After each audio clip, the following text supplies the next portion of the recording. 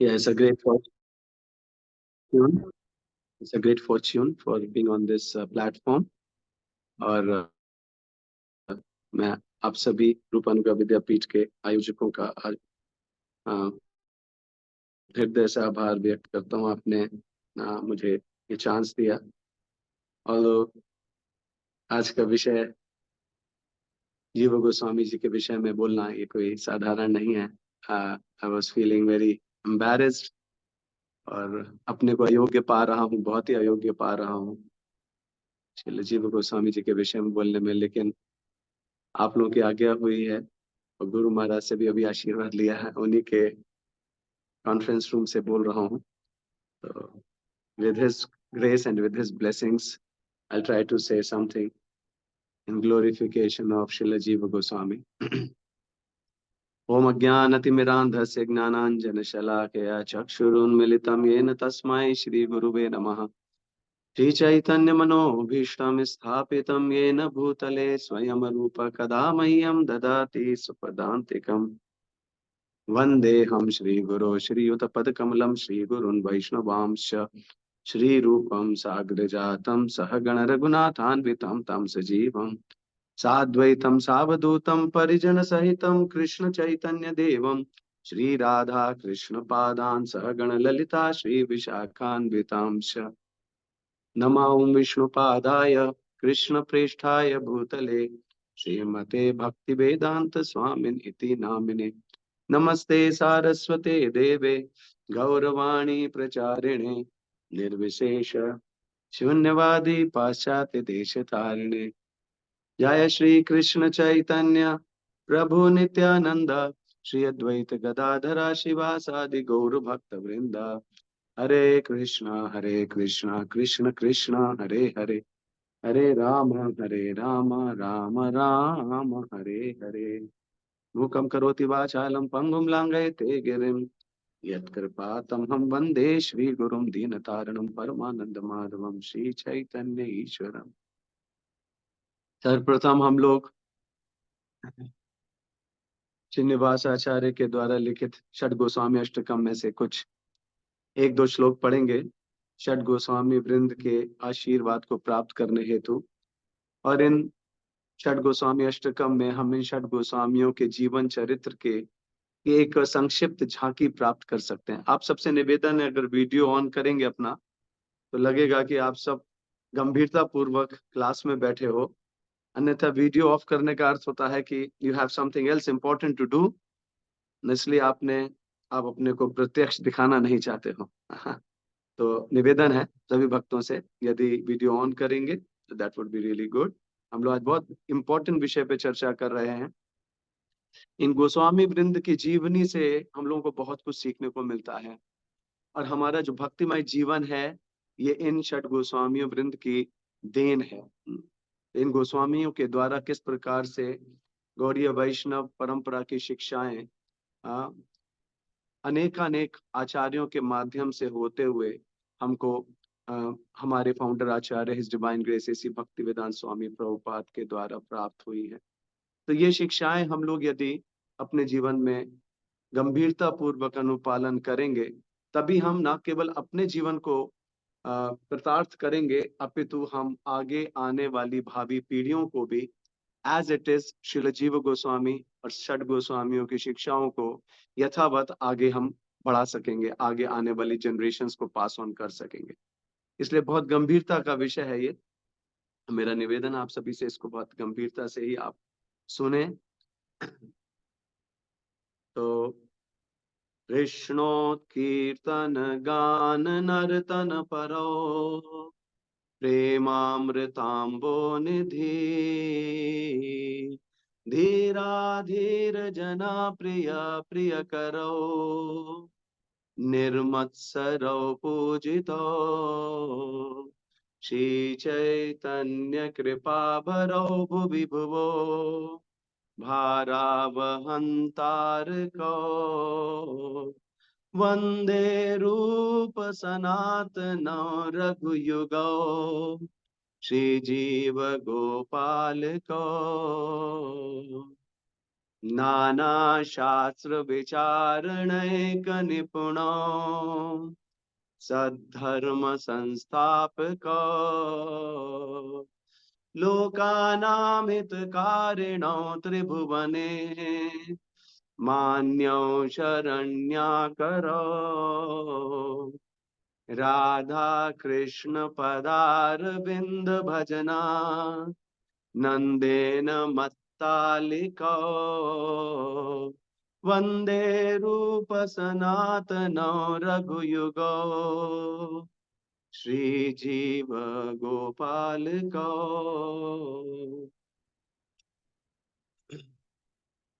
ये बहुत सुंदर अष्टकम, जिसमें इस प्रकार से षड गोस्वामी कृष्णोत्कीर्तन गान नर्तन पर सदा हमेशा भगवान के नाम का कीर्तन गाने में निमग्न रहते थे। हाँ? और धीर और अधीर दोनों तरह के लोगों के प्रिय थे। हाँ? खाली धीर लोगों के प्रिय नहीं थे, अपितु अधीर लोगों के भी प्रिय थे। हाँ? और निर्मत्सर और पूजितो, जो निर्मत्सर लोग जो थे, जो नॉन एनवियस लोग होते थे, वो इनकी पूजा करते थे। इतने प्रिय थे सबको। और चैतन्य श्री चैतन्य कृपा भरो भुवि भुवो, और चैतन्य महाप्रभु की कृपा से आप लाभित थे, कृपा को पूर्ण रूप से प्राप्त थे, और जीवों को उच्चतम भक्ति भाव को देने के लिए हमेशा तत्पर रहा करते थे। नाना शास्त्र विचार नैक निपुणों, इन आचार्यों ने जो कार्य किया है, न भूतो न भविष्यति। इन्होंने सारे वैदिक वांग्मय से किस प्रकार से राधा कृष्ण की भक्ति सर्वोपरि है, किस प्रकार से ब्रज का प्रेम जो है वो सर्वोपरि है, उस तत्व को ढूंढ ढूंढ कर निकाल करके और संकलन किया उसका। नाना शास्त्र विचारणे के निपुणों सद धर्म संस्थापकों, और वास्तविक धर्म, प्रेम पुमार्थो महान, उस धर्म को इन्होंने स्थापित किया। सद धर्म संस्थापकों लोका नाम हित कारिणों, और समस्त जीवों के लिए लोका नाम हित कारिणों त्रिभुवने, तीनों भुवन में जीवों के परम कल्याण के लिए इन्होंने जो है नाना शास्त्र जो है लिखे, और नाना शास्त्रों के ऊपर विचार करके उसका तत्व निकाला। राधा कृष्ण पदार विंद भजना आनंदेन मत्ता, हमेशा उन्मत्त रहते थे राधा कृष्ण भगवान के लीलाओं को कहने में और उनको स्मरण करने के लिए। तो इस प्रकार से ये षट गोस्वामी ये चैतन्य महाप्रभु के प्रथम डिसाइपल्स में से भी हैं। और शील जीव गोस्वामी का जीवन विशेष करके शील सनातन गोस्वामी और शील रूप गोस्वामी के साथ में इट इज इंटरट्विन्ड। इंटरट्विन्ड का मतलब एकदम गूंथा हुआ। रूप गोस्वामी सनातन गोस्वामी के बिना शीलजीव गोस्वामी को ठीक से हम लोग समझ नहीं सकते हैं। तो वो इनके ना केवल चाचा और अपितु इनके गुरु भी जीव गोस्वामी के थे। तो हम लोग जीव गोस्वामी के जीवन पर संक्षिप्त चर्चा करेंगे।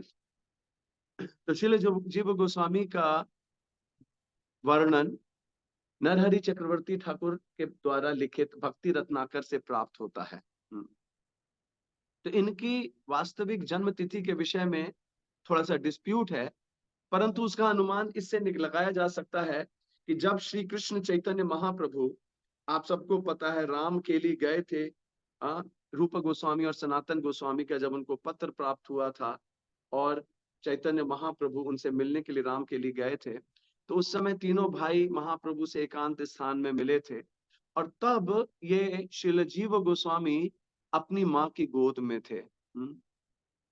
माँ की गोद में थे और लगभग 2-3 वर्ष के रहे होंगे। महाप्रभु 1514 1514 एडी में श्री कृष्ण चैतन्य महाप्रभु राम के लिए ग्राम गए।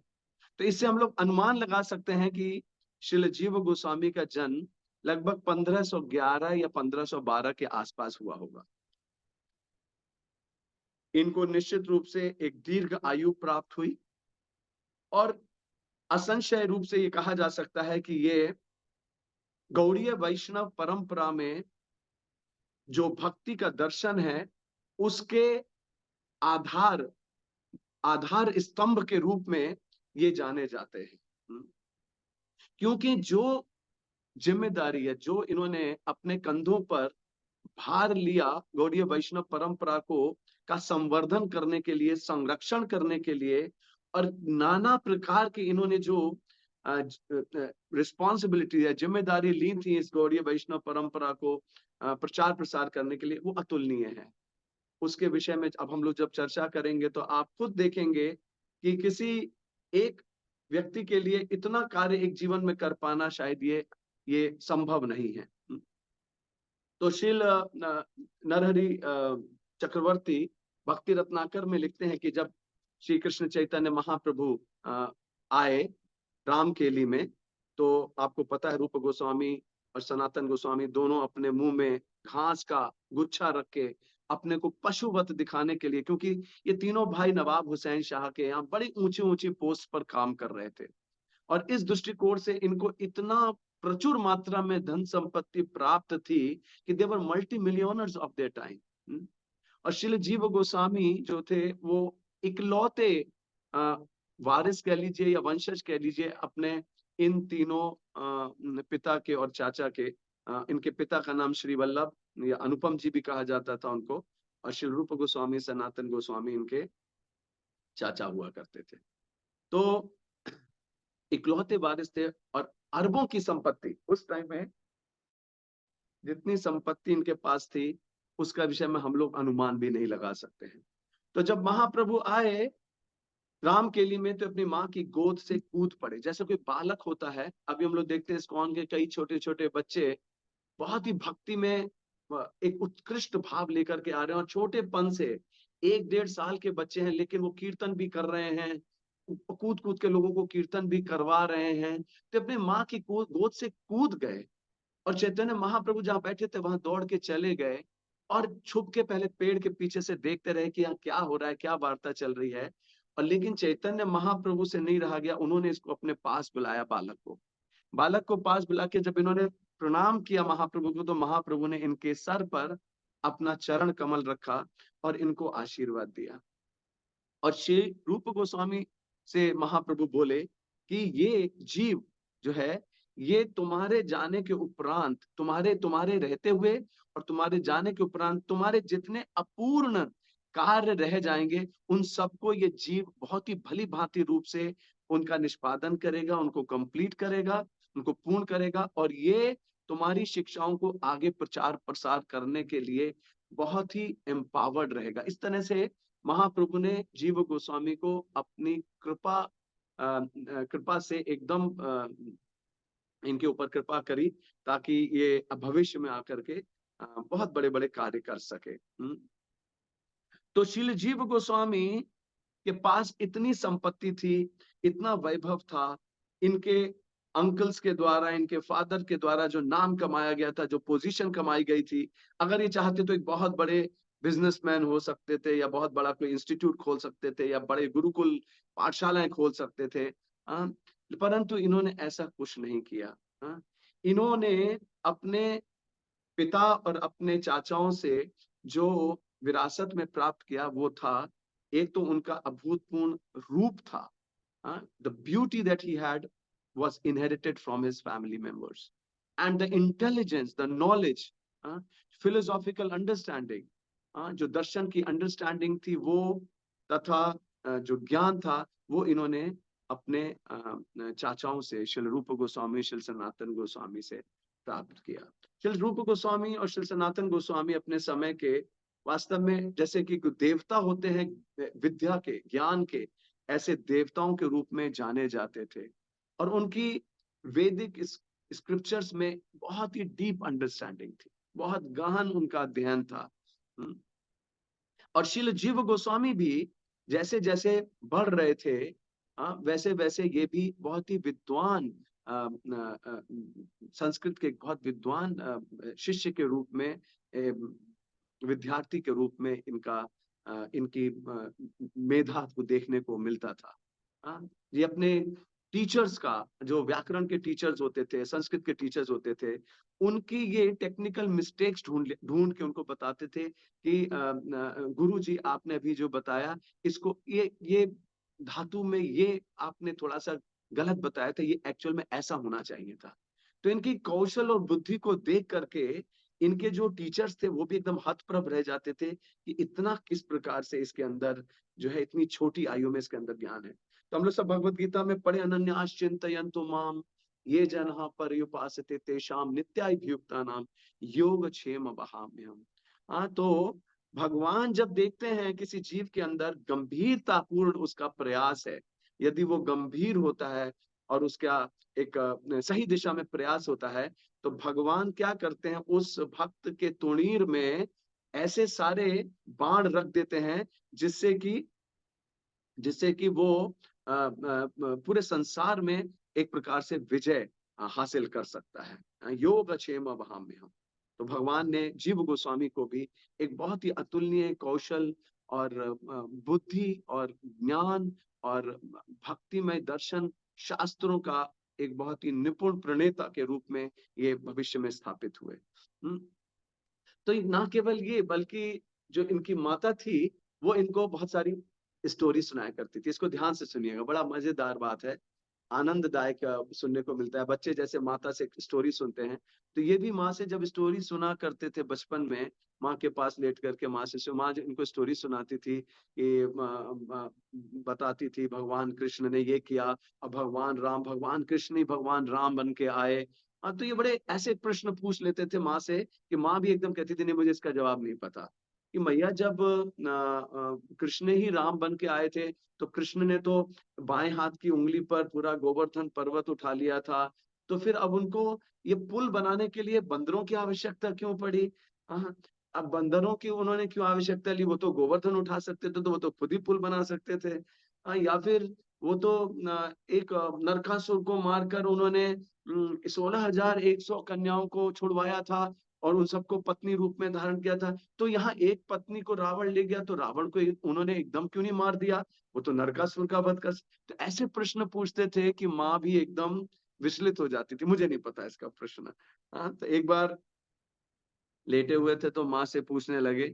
माँ ने प्रश्न बताया कि एक जो कृष्ण जो है वो पहले देवकी नंदन कहलाते थे जब वो कंस के कारागार में जन्म लिए, लेकिन जब उनको गोकुल ले जाया गया तब फिर वो यशोदा नंदन कहलाने लगे। तो जीव गोस्वामी बोला नहीं नहीं नहीं, यहाँ आपके तत्व में गलती है। हाँ, एक्चुअल में कृष्ण दो हुए थे, एक देवकी क्या हुए थे जिनको देवकी नंदन कहते हैं, और एक यशोदा के घर में हुए थे जिनको यशोदा नंदन कहते हैं। अब उनकी माँ को इसका कोई इतना विशद ज्ञान नहीं था, तो वो बोली ठीक है होगा, मुझे नहीं पता। और फिर एक टाइम में माँ उनकी बताने लगी कि नंदोत्सव जब हो रहा था, तो नंदोत्सव के समय जितने ब्रजवासी थे वो सब दौड़ दौड़ कर आ रहे थे, और कृष्ण बालक बालक जो क्रेडल में लेटा हुआ था, पालने में लेटा हुआ था, सब एक ध्यान से उस बालक की ओर देख रहे थे। और कई ब्राह्मण यज्ञ कर रहे थे और वहां कीर्तन चल रहा था, और कोई कुछ लेकर आ रहा था, कोई षोडश उपचार से उनकी पूजा अर्चना कर रहा था। तो भैया माँ ये बताओ कि कृष्ण कौन से युग में हुए थे? कृष्ण कौन से युग में हुए थे? तो उस समय कौन सा युग चल रहा था? तो माता ने कहा उस समय तो द्वापर युग चल रहा था। बोले नहीं नहीं माँ, उस समय सतयुग था। तो माँ बोली ये कैसे तुम कह रहे हो सतयुग था? बोला अच्छा मैया बताओ सतयुग का युग धर्म क्या है? तो माँ ने कहा कि सतयुग का युग धर्म तो ध्यान करना है। अच्छा तो मैया वहां पे जितने ब्रजवासी आ रहे थे वो सब एक ही दृष्टि से सब उस बालक की ओर नहीं देख रहे थे क्या? सबका एकदम ध्यान मग्न नहीं था उस बालक में? हाँ था। तो मैया इसका मतलब तो वो ध्यान कर रहे, तो ध्यान तो सतयुग की विधि है। तो मैया बोली हाँ तो हो सकता है सतयुग हो। नहीं नहीं नहीं मैया, सतयुग नहीं, असल में उस समय त्रेता युग था। त्रेता युग था? त्रेता युग कैसे था? उस समय तो द्वापर था। नहीं मैया, अभी तुम्ही ने तो बताया वहां कितने 1008 कुंडों में ब्राह्मण यज्ञ कर रहे थे, तो यज्ञ करना कौन से युग का धर्म है? तो मैया ने कहा यज्ञ करना तो त्रेता युग का धर्म है। तो बोले मैया उस समय त्रेता युग था। मैया फिर कंफ्यूज, नहीं नहीं नहीं मैया तू बड़ी भोली है। अ, उस समय द्वापर युग चल रहा था। द्वापर युग चल रहा था, हाँ देखो मैया उस समय कितने कितने आर्टिकल्स लेके लोग आ रहे थे, विग्रह की भगवान के विग्रह की अभिषेक करा रहे थे, उनकी आरती कर रहे थे, उनको गिफ्ट्स दे रहे थे, कोई उनके ऊपर चावल डुला रहा था। तो ये तो सारी विधि अर्चा विग्रह की विधि तो ये द्वापर युग की विधि है, तो इसे तो इसका मतलब तो द्वापर चल रहा था। नहीं नहीं नहीं भैया, द्वापर नहीं, कलयुग चल रहा था उस समय। तो मैया एकदम कंफ्यूज हो रही थी, क्या बोले जा रहा है, कलयुग चल रहा था, कलयुग कैसे चल रहा था? आप ही तो बोल रही थी नंद घर आनंद भयो, और सब भगवान का नाम ले रहे थे, वहां कीर्तन चल रहा था, भगवान का नाम ले रहे थे, तो कीर्तन तो कलयुग का युग धर्म है। तो माँ, असल में भगवान का जब जन्म हुआ तो उस समय वास्तव में चारों युग मूर्तिमान स्वरूप में भगवान से चारों दिशाओं में खड़े होकर के प्रार्थना कर रहे थे। और जब प्रार्थना कर रहे थे तो भगवान से प्रार्थना कर रहे थे, तो जब चारों युग वहां पर थे तो चारों युगों के योग धर्म वहां पर नहीं होंगे। इसलिए माता, जिस समय भगवान का जन्म हुआ उस समय चारों युगों के युग धर्म वहां पर चल रहे थे। तो माँ ने कहा ओके, तू ही ठीक है, तू ठीक बोल रहा होगा। एंड सो दिस वे वो अपनी माँ को भी लीलाओं में तत्व को ढूंढ करके बताते थे। तो भगवान की लीलाओं में तत्व स्थापित रहता है। अगर हम कोरा तत्व डिस्कस करते हैं, कई बार हमने देखा कई शुष्क जो ज्ञानी होते हैं ज्ञान मार्ग में, बड़ा शुष्क ज्ञान के ऊपर डिस्कस करते रहते हैं, लेकिन वास्तविक उसमें लीला नहीं होती है, तत्व में लीला नहीं होती है, लेकिन लीला में तत्व निहित रहता है। तो भागवतम के द्वादश स्कंद के 14 अध्याय के 40वें श्लोक में बताते हैं, लिखा है, संसार सिंधु अति दुस्तरमुत्तीर्षोर नान्यो प्लवो भगवता पुरुषोत्तमस्य लीला कथा रस निषेवण मंतरेण पुंसो भवेद विविध दुख द्वार दितस्य। तो इस भौतिक जगत में जो जीव बुरी तरीके से सफर कर रहे हैं, और अनकाउंटलेस मिजरीज उनको प्राप्त हो रही हैं, जो इस भौतिक जगत को पार पाना चाहते हैं, उसका एकमात्र साधन है कि वे अपने भगवान की लीला कथा रस में अपने अंतर अंतर मन को या अंतर चेतना को निषेवणा, उसमें उसमें लगाएं। They should always cultivate devotion listening to the transcendental. भगवान की लीलाओं को सुन करके ना केवल लीलाओं में रस उत्पन्न होता है, अपितु तत्व भी क्लियर होता है। तो कोई ये कह सकता है कि भगवत गीता तो केवल तत्व है, तो वास्तव में आचार्य बताते हैं भगवत गीता भी लीला ही है। लीला किस प्रकार से है? भगवत गीता लीला इस दृष्टि से है कि दो मित्रों के बीच का ये आदान प्रदान है, दो मित्रों के बीच का ये डायलॉग है बेसिकली, इट्स अ लीला। भगवान अर्जुन को, अच्छा तुम ऐसे नहीं समझ रहे हो तो मैं तुम्हें एक और तरीके से समझाता हूँ, अच्छा तुम ऐसे भी नहीं समझ रहे हो, अच्छा केशव अगर ऐसा था तो फिर ये कैसे बेटर है। तो there is a beautiful leela going on between the two friends. और उसमें फिर तत्व भी स्थापित होता है जो हम सब लोग जानते हैं ना। तो इस प्रकार से इनके चाइल्डहुड पास टाइम्स भी बड़े ही मधुर हैं, बहुत ही मधुर हैं श्रील जीव गोस्वामी के। ये नित्य लीला में श्रील जीव गोस्वामी एज पर गौर गणोदेश दीपिका, ये इनका जो स्वरूप है विलास मंजरी का है। ये जो प्रधान 8 सखियां हैं, 8 मंजरी हैं राधा रानी की, personal maid servants. Manjaris are very close to Radha Rani because they are in direct service of Radha Rani. और मंजरीज जो हैं ये वहां भी जाती हैं जहां पर गोपियों का प्रवेश नहीं होता है। तो manjaris are like more intimately attached with Radha Rani. तो विलास मंजरी के रूप में श्रील जीव गोस्वामी है, रूप मंजरी श्रील रूप गोस्वामी है, हम सब लोगों ने सुना है। तो ये मेड सर्वेंट राधा रानी की हैं, लेकिन इनका मंजरी स्वरूप होने के बाद भी इनका जो इष्ट देव थे बचपन में, वो कृष्ण बलराम थे। कृष्ण बलराम थे। और ये कृष्ण बलराम के विग्रहों को इतना प्रेम करते थे, उनके लिए माला बनाना, छोटे से 6 7 8 साल के होंगे, माला बना रहे हैं, उनके लिए भोग ला रहे हैं, फल काट रहे हैं, उनकी आरती कर रहे हैं, उनके सामने कीर्तन कर रहे हैं, डांस कर रहे हैं, उनकी प्रदक्षिणा कर रहे हैं, उनके लिए भजन गा रहे हैं। इतनी सुंदर तरीके से कृष्ण बलराम की सेवा कर रहे हैं। तो हमारे एक मित्र बता रहे हैं, ये जो परिपाटी है। अब इस्कॉन के भक्तों के जो बालक होते हैं, हम सबको बालकों को बचपन से उनके अलग ऑल्टर बनाना चाहिए। हमारे यहाँ पे एक भक्त बैठे हैं नोएडा के, उन्होंने अपने छोटे से बालक के लिए एक बहुत सुंदर ऑल्टर बनाया और उसमें उन्होंने बाल मुकुंद को स्थापित किया। हाँ, तो ये बहुत ही अच्छी परिपाटी है। बच्चों को जितना हम और ये दिस इज बोनाफाइड, ये प्रमाणिक है। हमारे आचार्य गुड्डे गुड़ियों से, उल्टे सीधे खेलों से नहीं खेल रहे हैं, भगवान के विग्रहों से खेल रहे हैं। जैसे मित्र हमारे बता रहे थे कि उनकी बालिका 5 साल की बच्ची, वो अपने डॉल्स को, उसके पास डॉल्स कैसे हैं, कृष्ण बलराम, राधा कृष्ण, सीता राम लक्ष्मण हनुमान, जगन्नाथ बलदेव सुभद्रा, ये सारे उसके पास डॉल्स हैं। और वो क्या करेगी, बलराम जी से राधा रानी का इंट्रोडक्शन कराएगी, शेक हैंड कराएगी, और फिर बलराम जी से कहेगी कि आपको पता है कि राधा रानी जो है ना, ये बहुत स्ट्रांग है, कृष्ण से भी ज्यादा स्ट्रांग है। तो क्यों, कैसे स्ट्रांग है? तो वो बताती कि देखो, राधा रानी हमेशा सीधी खड़ी होती है, हाँ, ये थकती नहीं है, इतनी देर तक खड़ी रहती है लेकिन थकती नहीं है। और ये कृष्ण है, इनको देखो, थोड़ा देर खड़े होंगे और टेढ़े हो जाएंगे, एक पैर पे दूसरा पैर रख लेंगे, इतने वीक हैं। एक्चुअली वो तत्व की बात कर रही। तो बच्चों के अंदर ये जो बचपन से कौतूहलता भगवान को लेकर के, एक आदान प्रदान भगवान से करना, अब भगवान ने मेरे आज खाया नहीं है, भगवान को मैंने रजाई उड़ा दी, भगवान को मैंने भगवान के लिए ये फल लेके आया। This is very very important. हाँ, इज वेरी इंपॉर्टेंट। हाँ, तो प्रभुपाद के भी एक मित्र थे, वो बताते थे, प्रभुपाद जी को बताते थे कि मेरे राधा गोपीनाथ जी बचपन में मेरे विग्रह थे। और एक बार उनको रात में उनके मित्र जो थे, बंगाली मित्र थे, उनको रात में कभी आने लगी, कपकपी आने लगी। तो वो सोच नहीं पाए कि अभी तो गर्मी का मौसम है, कपकपी क्यों आ रही है। लेकिन फिर उन्होंने उठ के देखा कि टेम्परेचर इमीडिएटली सडनली ड्रॉप कर गया। तो सब लोगों को थोड़ी ठंड लगी, लेकिन इनको एक्सेप्शनली ज्यादा ठंड लग रही थी। फिर जब इनको ठंड में कांप रहे थे, तो इनको फिर स्वप्न आया। इनके राधा गोपीनाथ विग्रह ने कहा कि तुम हमको रजाई उड़ाना, तुमने हमको कंबल नहीं उड़ाया और हमें ठंड लग रही है। और ये कूद के गए और इन्होंने फिर गोपीनाथ जी को कंबल उड़ाया, और उसके बाद में फिर इनकी ठंड जाती रही।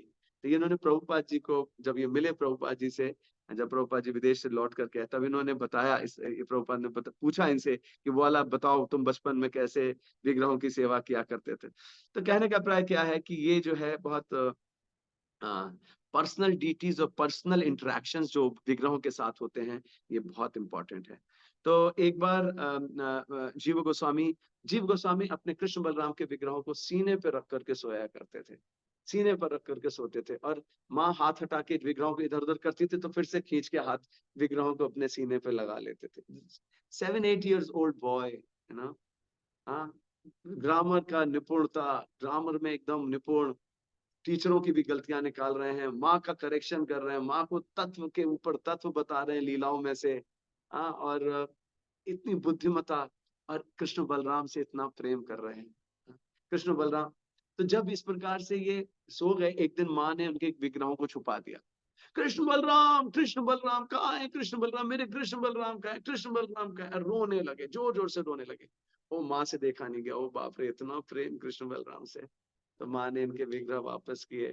उसके बाद में उस रात कृष्ण बलराम का स्वप्न आया इनको, और कृष्ण बलराम का स्वप्न आया, तो इन्होंने जो चैतन्य महाप्रभु बचपन में देखे थे, वो छवि चैतन्य महाप्रभु की इनके हृदय में एकदम बस गई थी।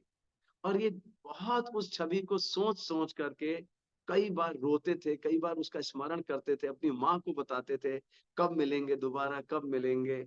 लेकिन इनको ये नहीं पता था कि ये चैतन्य महाप्रभु ही साक्षात भगवान। तो आज जब जब इन्होंने देखा कृष्ण बलराम ने, इस जीव का इतना प्रेम है हमारे प्रति, तो कृष्ण बलराम से रहा नहीं गया, कृष्ण बलराम स्वप्न में आ गए। और स्वप्न में आकर के कृष्ण बलराम खड़े थे, और कृष्ण बलराम बोले, हम तुमसे इतने प्रसन्न हैं कि हम तुम्हारी सेवा लेने के लिए और तुमसे मिलने के लिए आ रहे हैं, लेकिन हमारा रूप ऐसा नहीं होगा। और इमीडिएटली स्वैप कर दिया, जुप करके कृष्ण के स्थान पर महाप्रभु खड़े थे सन्यास वेश में, और नित्यानंद महाप्रभु खड़े थे। और गौरांग महाप्रभु ने को जैसे इन्होंने देखा, he remembered Chaitanya Mahaprabhu which he saw in the at the age of 3 years। और उन्होंने देखते ही महाप्रभु को दंडवत प्रणाम किया। और महाप्रभु ने कहा, जीव, मैं तुम्हें बहुत बहुत आशीर्वाद देता हूँ, और मैं तुम्हें नित्यानंद प्रभु को अर्पित करता हूँ, तुम्हारी देख रेख नित्यानंद प्रभु करेंगे। और नित्यानंद प्रभु ने जीव को स्वप्न में उठा के गले से लगाया और बोले तुम्हारे हृदय में गौर प्रेम विकसित हो, ऐसा मैं तुम्हें आशीर्वाद देता हूं।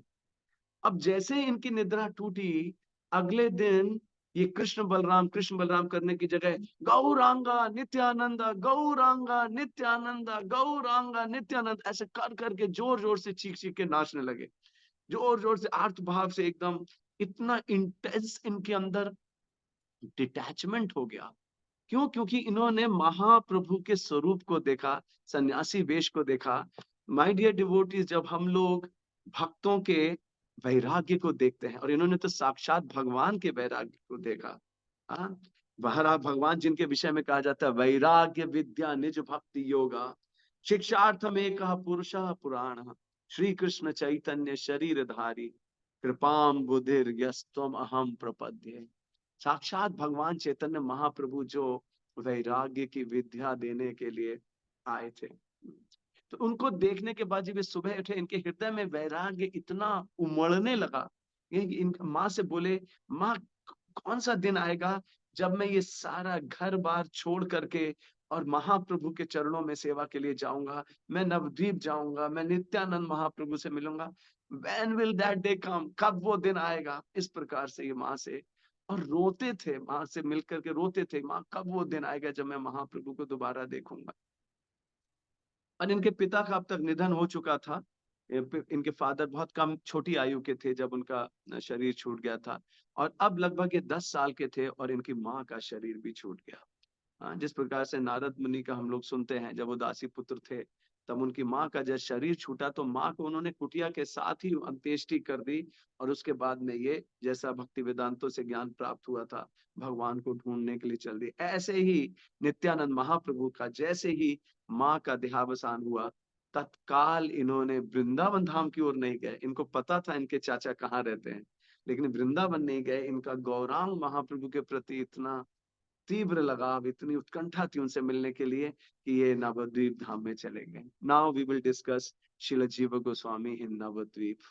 अभी हमने फतेहाबाद में नवद्वीप जीव गोस्वामी को सुना, उससे पहले रामकेली में थे, फतेहाबाद में माँ के साथ रहते थे। अब जीव गोस्वामी नवद्वीप में प्रवेश कर रहे हैं।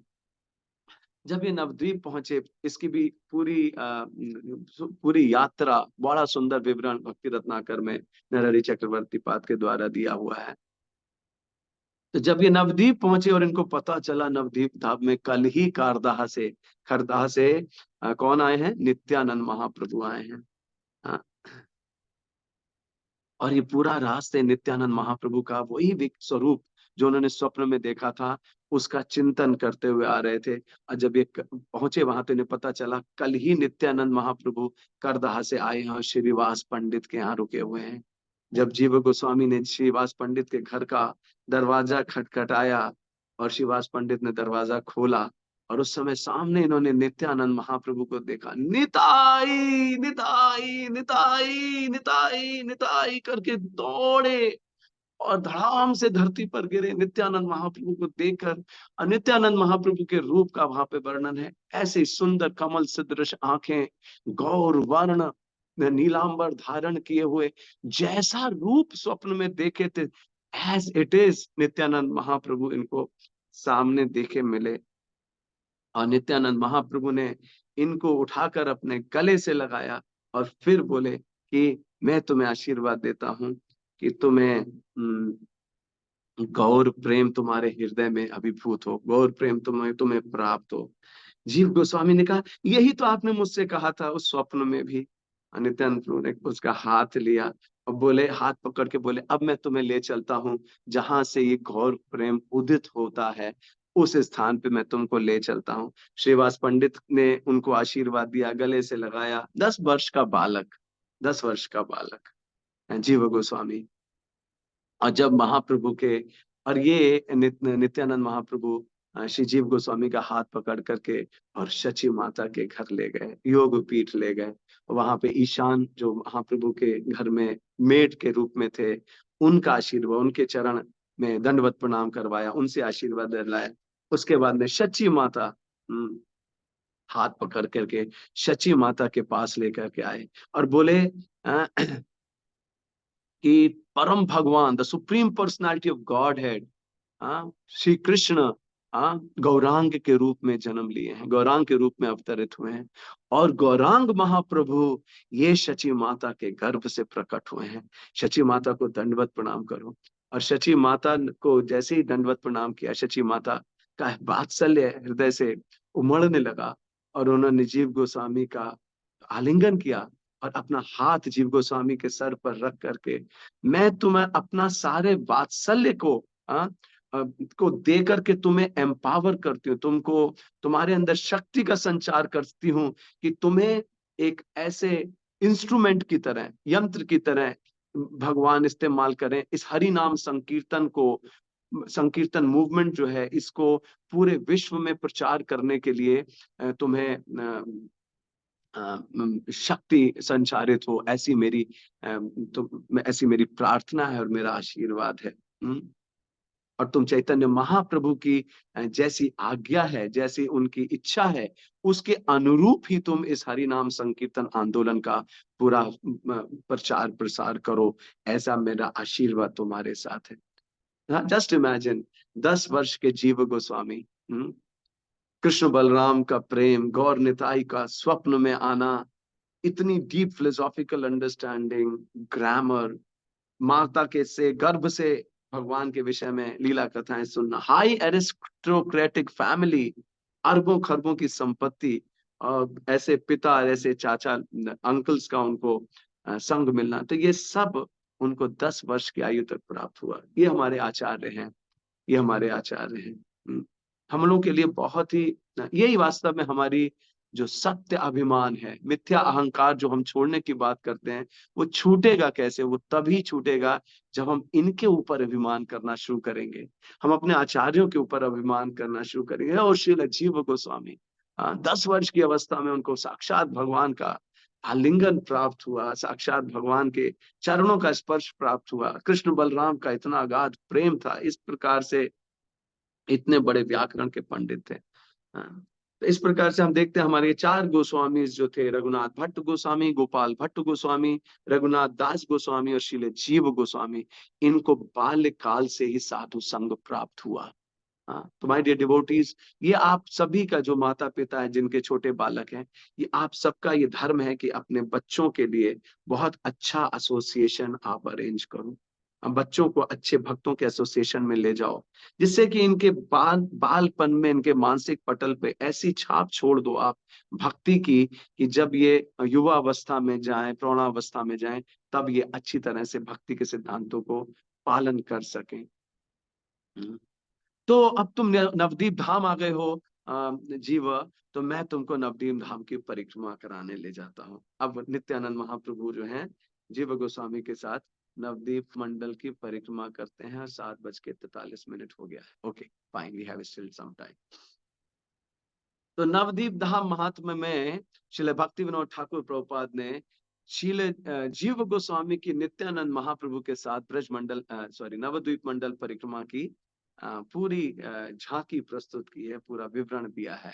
तो श्रील भक्ति विनोद ठाकुर प्रभुपाद लिखते हैं कि ये नवद्वीप धाम वो धाम है, आप में से जो लोग नहीं जानते होंगे, वो श्री कृष्ण चैतन्य महाप्रभु का जहाँ जन्म हुआ, जहाँ महाप्रभु की लीलाएं हुई। ये नवद्वीप धाम एक लर्निंग की सीट हुआ करती थी, जैसे कि नालंदा, जैसे कश्मीर बहुत बड़ी लर्निंग की सीट थी, जैसे काशी बहुत बड़ी लर्निंग की सीट थी, नासिक बहुत बड़ी, ऐसे ही नवद्वीप धाम भी बहुत बड़ा विद्वानों का एक स्थान था, नवद्वीप धाम। तो भक्ति विनोद ठाकुर, और वहां पर ये औदार्य धाम है, जहां स्वयं श्री कृष्ण चैतन्य महाप्रभु अवतरित हुए। तो ये बहुत ही करुणा से भरपूर धाम है। तो भक्ति विनोद ठाकुर प्रभुपाद ने उस पुस्तक में लिखा है कि यदि कोई अपना मन भी बनाता है नवद्वीप धाम जाने का, और चैतन्य महाप्रभु को नवद्वीप धाम में जाकर के सेवा करने का, सेवा करने मतलब नाम जप करने का, महाप्रभु के विग्रहों की सेवा करने का, या मंदिरों में जाकर सेवा करने का, उसके सारे कर्म फल विनाश हो जाएंगे, सारे कर्म फलों का उसका नाश हो जाएगा। जो भी सद असद कर्मों का, जो भी उसका पास्ट का कोटा है, पास्ट का जितना भी उसका बैंक बैलेंस है, वो सारा नष्ट हो जाएगा।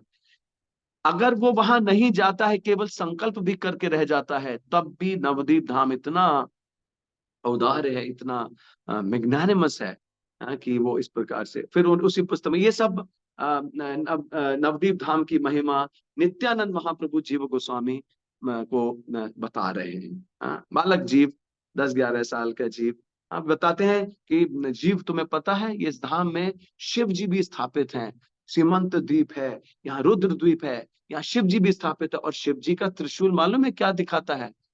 हाँ नहीं, मुझे नहीं मालूम शिव जी का त्रिशूल क्या। बोले शिव जी का जो त्रिशूल है उसका पहला शूल उन लोगों के लिए है, उन लोगों को चुभाने के लिए है जो ये कहते हैं कि श्री कृष्ण चैतन्य महाप्रभु राधा कृष्ण नहीं है। तो यदि कोई ये सोचता है कि चैतन्य महाप्रभु और राधा कृष्ण पृथक हैं, तो पहला शूल उनको उनके पेट में डाला जाए। और फिर दूसरा शूल किसके लिए है कि ओके, वो मान लिया, जो लोग मान लिए कि चैतन्य महाप्रभु और राधा कृष्ण एक ही हैं, परंतु राधा कृष्ण जो है परम भगवान नहीं है। यदि किसी का ऐसा मत है तो दूसरा शूल उन लोगों के लिए, और तीसरा शूल किसके लिए है? जो लोग नवद्वीप धाम में और वृंदावन धाम में भेद देखते हैं, उन लोगों के लिए तीसरा शूल है। ये नित्यानंद महाप्रभु बताया। और फिर नित्यानंद महाप्रभु बताते हैं कि जीवा, तुम्हें पता होना चाहिए कि 4 धाम जो है, हमारे जितने भी धाम है कलयुग में, ये सारे धाम धाम पोटेंसी नहीं खो देंगे, क्योंकि धाम तो चिंतामणि है, धामों की शक्ति तो रहेगी, लेकिन जीवों का धर्म पर से, आध्यात्मिकता से, धामों पर से विश्वास कम होना शुरू हो जाएगा, तो इन धामों का रेसिप्रोकेशन भी कम हो जाएगा। परंतु जीव, ये जो धाम है नवद्वीप धाम, जैसे जैसे कलयुग गहन होता जाएगा, ये धाम एक्सपोनेंशियली और मर्सीफुल होता जाएगा। हाँ? और मर्सीफुल मतलब कलयुग के अंत में ये धाम सबसे ज्यादा दयालु होगा, कृपालु होगा। ये धाम ऐसा धाम है। महाप्रभु के कारण जो इस धाम की औदार्यता है, इसको नित्यानंद महाप्रभु जैसे 100 मुखों से जीव गोस्वामी को सुना रहे हैं। गौर नाम गौर धाम गौर रूप गुण, अपराध नहीं मानी ताही ते निपुणा। ये गौर का नाम, गौरांग महाप्रभु का धाम, गौरांग महाप्रभु का रूप, उनके गुण, ये अपराध नहीं मानते हैं, ये अपराध नहीं मानते हैं, इसमें ये निपुण है। तो इस प्रकार से नवद्वीप महात्म्य में बताने लगे आगे नित्यानंद महाप्रभु। जीव, एक बार क्या हुआ, सत्यों की बात है, कैलाश पर्वत पे पार्वती जी कृष्ण कृष्ण कृष्ण कृष्ण नाम जप कर रही है, और उसको कुछ भी अष्ट सात्विक विकार नहीं हो रहा है, कंठ अवरुद्ध नहीं हो रहा है, उसके अश्रु नहीं निकल रहे हैं, लेकिन शिव जी जो है वो नाच रहे हैं, नाम लेते हुए नाच रहे थे। तो ये पार्वती देखी उनकी तरफ, और सोची कि मेरा नाम कैसा हो रहा है जो मेरे अंदर कुछ विकार नहीं आ रहा, और ये वहां ऐसे नाच रहे हैं। तो फिर वो पहुंची शिव जी के पास, बोली आपको क्या हो रहा है, मुझे क्यों नहीं हो रहा है? बोले ठीक है, तुम कृष्ण नाम छोड़ो, राम नाम जप करो। तो राम नाम जप करना शुरू कर दी। उसको भी 7 दिन, 10 दिन, 15 दिन जप की, कुछ नहीं हुआ। और उसके बाद में वो थोड़ा गुस्सा हो गई, नाराज हो गई। मेरे से राम नाम जप करने में भी कुछ नहीं हो रहा है, कृष्ण नाम जप, आप कौन सा नाम जप कर रहे हो जो आपको ऐसा कुछ हो रहा है? तो शिव जी ने माता पार्वती का हाथ पकड़ा, हाथ पकड़ के, और वो उसको नवद्वीप धाम में ले आए। बोले मैं जो नाम जप कर रहा था, अब तुम इस धाम में गौरांग नाम बोल करके जप करो। ये नित्यानंद महाप्रभु जीव गोस्वामी को सुना रहे हैं। ये जीव गोस्वामी 10 साल की अवस्था में नित्यानंद महाप्रभु साक्षात बलराम जी, उनसे धाम की महिमा सुन रहे हैं। तो तुम यहाँ बैठ के अब गौरांग नाम का जप करो। जब गौरांग गौरांग गौरांग गौरांग 1.5 दिन हुआ, और गौरांग महाप्रभु स्वयं प्रकट हो गए। पार्वती जी के आंखों से अश्रु निकला, और गौरांग महाप्रभु प्रकट हो गए। पार्वती जी ने कहा, ये कैसा असमंजस में डालने वाली स्थिति, कि मैं राम का नाम, कृष्ण का नाम इतने इतने दिनों तक, महीनों तक, सालों तक जप करती रही, लेकिन कभी कुछ नहीं हुआ, और आप केवल 1.5 दिन में प्रसन्न होकर के मेरे सामने आ गए। तो श्री कृष्ण चैतन्य महाप्रभु ने कहा, कृष्ण नाम जो है वो 10 अपराधों से घिरा हुआ है, is guarded by 10 offences. Krishna नाम कोरी अपराधेर विचार। कृष्ण नाम इज नॉट इजी। इसीलिए शिल प्रभुपाद ने हम लोगों को पंच तत्व महामंत्र दिया है हरे कृष्ण महामंत्र से पहले करने के लिए। तार मध्य सर्वश्रेष्ठ नाम संकीर्तन, निरपराध नाम लोहिया पाए प्रेम धन। तो हम लोग अधिकांशतः जो डिस्कशन करते हैं कि किस प्रकार से हम ऑफेंसेस को रोक सकें, जिससे कि हमारा जप जो है वो अच्छी तरह से हो सके। क्यों? क्योंकि नाम हरे कृष्ण महामंत्र के जप में सबसे बड़े जो हाईवे लूट्स बैठे हैं, रॉबर्ट्स हैं, वो हैं 10 नाम अपराध। और इसमें सबसे इंपॉर्टेंट है first offence, which is to offend Vaishnavas. तो my dear devotees, we have to be very very careful. Mind में किसी वैष्णव के प्रति नेगेटिव थॉट आए, तत्काल अपने मन को जूते से मारिए, उस वैष्णव के चरण में गिरिए, क्योंकि मन में अपराध किया तो मन में ही उसके चरण में गिरिए और उससे क्षमा याचना कीजिए और उसका ग्लोरिफिकेशन कीजिए। उसके सुंदर गुणों के विषय में अपने मन को बताइए। Rascal, you are looking at the negative points of this Vaishnava. This Vaishnava has got such wonderful positive points, you know. और उस वैष्णव को दंडवत प्रणाम कीजिए उसे, और उसके लिए प्रार्थना कीजिए, उस वैष्णव के लिए प्रार्थना कीजिए। We have to be very very careful. न शास्त्र विधि मुत्सृज्य वर्तते काम कारता, न च सिद्धिम अवाप्नोति न सुखम न पराम गतिम। ये शास्त्र का वाक्य है कि 10 नाम अपराध यदि होगा तो हमको सिद्धि नाम में प्राप्त नहीं होगी। बट माय नेम गौरांग, मेरे नाम में अपराध नहीं माने। गौरांग महाप्रभु ने पार्वती माँ से कहा मेरा नाम नो अपराध, कोई अपराध नहीं।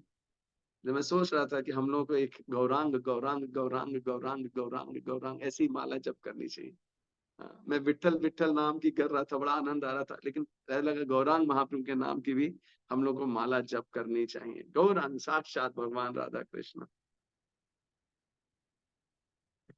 तो पार्वती माता ने चैतन्य महाप्रभु से कहा कि मेरी एक कंप्लेंट है कि मैं आपके साथ एसोसिएट नहीं कर सकती। तो महाप्रभु ने कहा कि क्यों?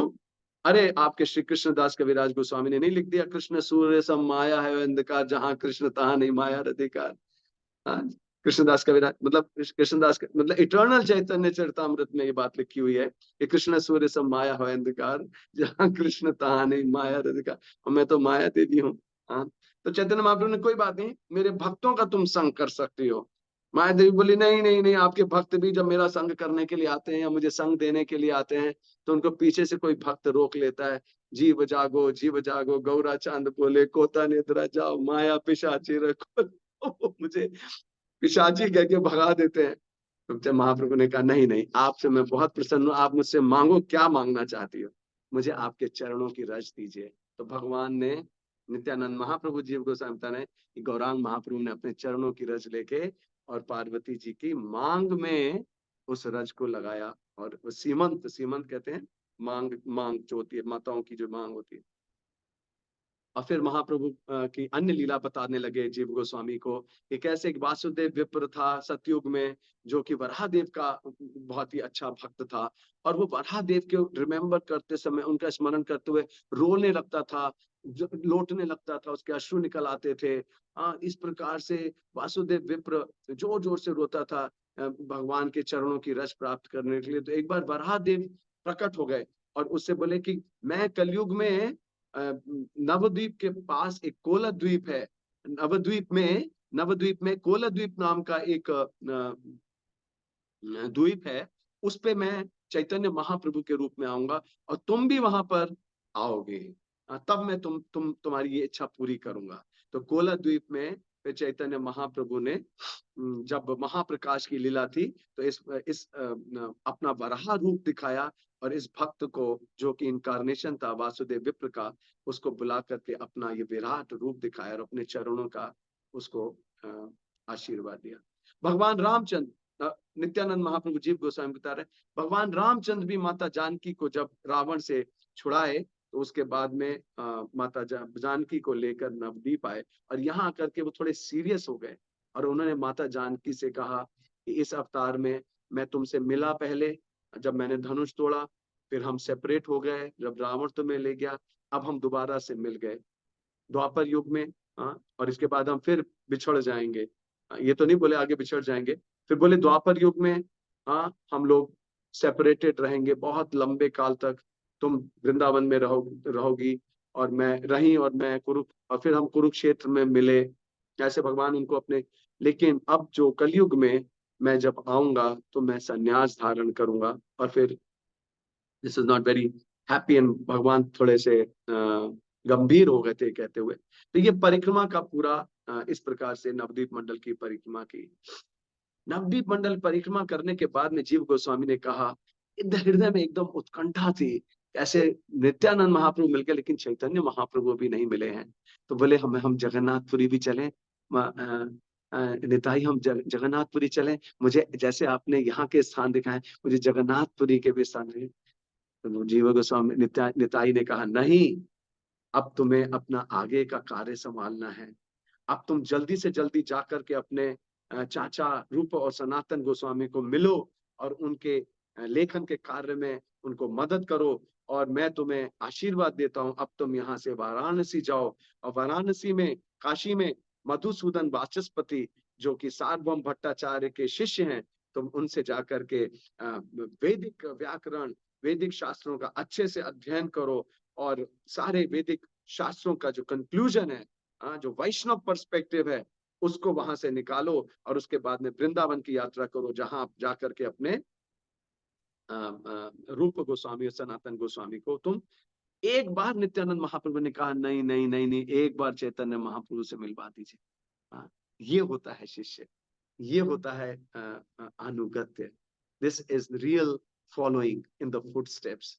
नित्यानंद महाप्रभु ने जैसे ही कहा, जीव गोस्वामी तत्काल, एक बार भी नहीं बोले नहीं मेरी इच्छा है मैं अब एक बार बस जाऊंगा, नो। क्योंकि जीव गोस्वामी, नित्यानंद महाप्रभु जानते थे कि इसके ऊपर कितना बड़ा भार आने वाला है, कितना बड़ा इसका योगदान होना है इस संप्रदाय को आगे बढ़ाने के लिए। तो उसके बाद में उनकी आज्ञा के अनुसार जीव गोस्वामी अब वाराणसी आ गए। तो now Jiva Goswami is in Varanasi. वहां मधुसूदन वाचस्पति के अंडर में इन्होंने शास्त्रों का विधिवत अध्ययन किया, और इनको कुछ ही समय में, इस समय अब इनकी काफी समय वहां रहे, और लगभग 8-9 साल वहां रहे, और फिर he was recognized as the greatest and youngest scholar in Kashi. सबसे युवा, सबसे महान और बौद्धिक क्षमता वाला, बहुत ही कुशल, ज्ञानी, तत्ववेत्ता, ऐसा स्कॉलर के रूप में लोग इनको देखने लगे, और इनके पास लोग प्रूफ रीडिंग के लिए आते थे। ये प्रूफ रीडिंग करके उनके कार्यों की देते थे। लेकिन 20 साल की उम्र में श्रील जीव गोस्वामी वृंदावन धाम आ गए। So now Jiva Goswami has come to Vrindavan.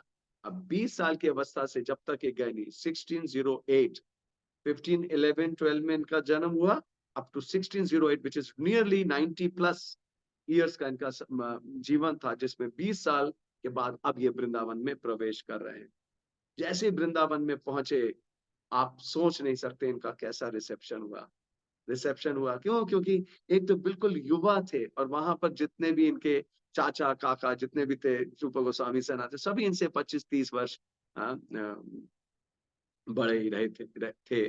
तो Prabodhananda Saraswati, Lokanath Goswami, listen the names जिन्होंने इनका स्वागत किया। प्रबोधानंद सरस्वती, लोकनाथ गोस्वामी, रघुनाथ भट्ट गोस्वामी, गोपाल भट्ट गोस्वामी, शिल रूप गोस्वामी, सनातन गोस्वामी, रघुनाथ दास गोस्वामी, इन सबको इन्होंने साक्षात दंडवत प्रणाम किया, और सबने इनके ऊपर अपना भूरी भूरी आशीर्वाद, प्रशंसा, और बहुत ही इनको गले से लगाया, इनको आशीर्वाद दिया। क्यों? क्योंकि ये भविष्य हैं गौड़ीय वैष्णव परंपरा के। अब ये नवद्वीप मंडल परिक्रमा किए थे, अब ये ब्रज मंडल परिक्रमा किए रूप गोस्वामी सनातन गोस्वामी के साथ। और जैसा तो इनको सारे लीला स्थली भगवान राधा कृष्ण की जगह जगह पे कुंड दिखाए, मंदिर दिखाए, क्या कहाँ कहाँ कंस्ट्रक्शन चल रहा है, क्या क्या कार्य चल रहा है, विग्रहों के जितने विग्रह हैं उनकी लीला कथाएं सुनाई, कैसे मदन मोहन प्रकट हुए, कैसे गोविंद देव प्रकट हुए, कैसे महाप्रभु के समय पे जो गोपाल जी का विग्रह प्रकट हुआ, ये सारी लीला कथाएं सुनाई। हाँ, और चैतन्य महाप्रभु के बारे में बताया। जब महाप्रभु आए थे वृंदावन धाम में, तो महाप्रभु जोर जोर से पुकार रहे थे, चिड़ियों से बोल रहे थे, बोलो कृष्णा, बोलो कृष्णा, कृष्णा कृष्णा। और चिड़िया कह रही थी, गौरा गौरा गौरा, कृष्णा कृष्णा, नो गौरा गौरा। तो भगवान चैतन्य महाप्रभु बोल रहे हैं, कृष्ण कृष्ण बोलो, वो कह रही गौर गौर। भगवान भी एकदम, मैं तुमको कृष्ण बोलने को कह रहा, तुम गौर गौर बोल, क्या मतलब? बोले गौर में गोविंद भी है और राधा रानी भी है, गा एंड रा, गोविंद एंड राधा रानी, इसलिए हम गौर कह रहे हैं। और राधा, भगवान गौरांग महाप्रभु को देख के सारा वृंदावन जैसे कि नव यौवन को प्राप्त हो गया, सारी चिड़िया, सारे पशु पक्षी। तो ये इस प्रकार से लीला कथाएं महाप्रभु की, जो ब्रह्म जगदानंद पंडित के द्वारा लिखित व्हाट इज दैट, प्रेम वैवर्त में लिखा है जगदानंद पंडित ने। तो वो सब महाप्रभु की लीलाओं के विषय में भी, वृंदावन में महाप्रभु कहाँ कहाँ गए, क्या क्या उन्होंने किया, तो ये सब नित्यानंद महाप्रभु को बताया। See how fortunate he is. He is listening from Nityanand Mahaprabhu. He is listening from Srila Rupa Goswami. Sanatana is such a virtuous. फिर इन्हें कई कई साधुओं के साथ में मिलवाया। हाँ, तो उस समय वृंदावन में एक बहुत बड़े आचार्य और स्कॉलर थे, वल्लभाचार्य के रूप में, बहुत ही प्रोमिनेंट आचार्य थे। और उनके कई कई फॉलोअर्स थे वृंदावन में, और उनका पुत्र विट्ठल आचार्य के रूप में जाना जाता थे। तो वल्लभाचार्य जी के विषय में भी इन्होंने कुछ सुना। तो सनातन गोस्वामी ने फिर रूप गोस्वामी से कहा कि तुम जीव को अपनी सेवा में लगाओ। तो अब ये रूप गोस्वामी की पर्सनल सेवा में लग गए।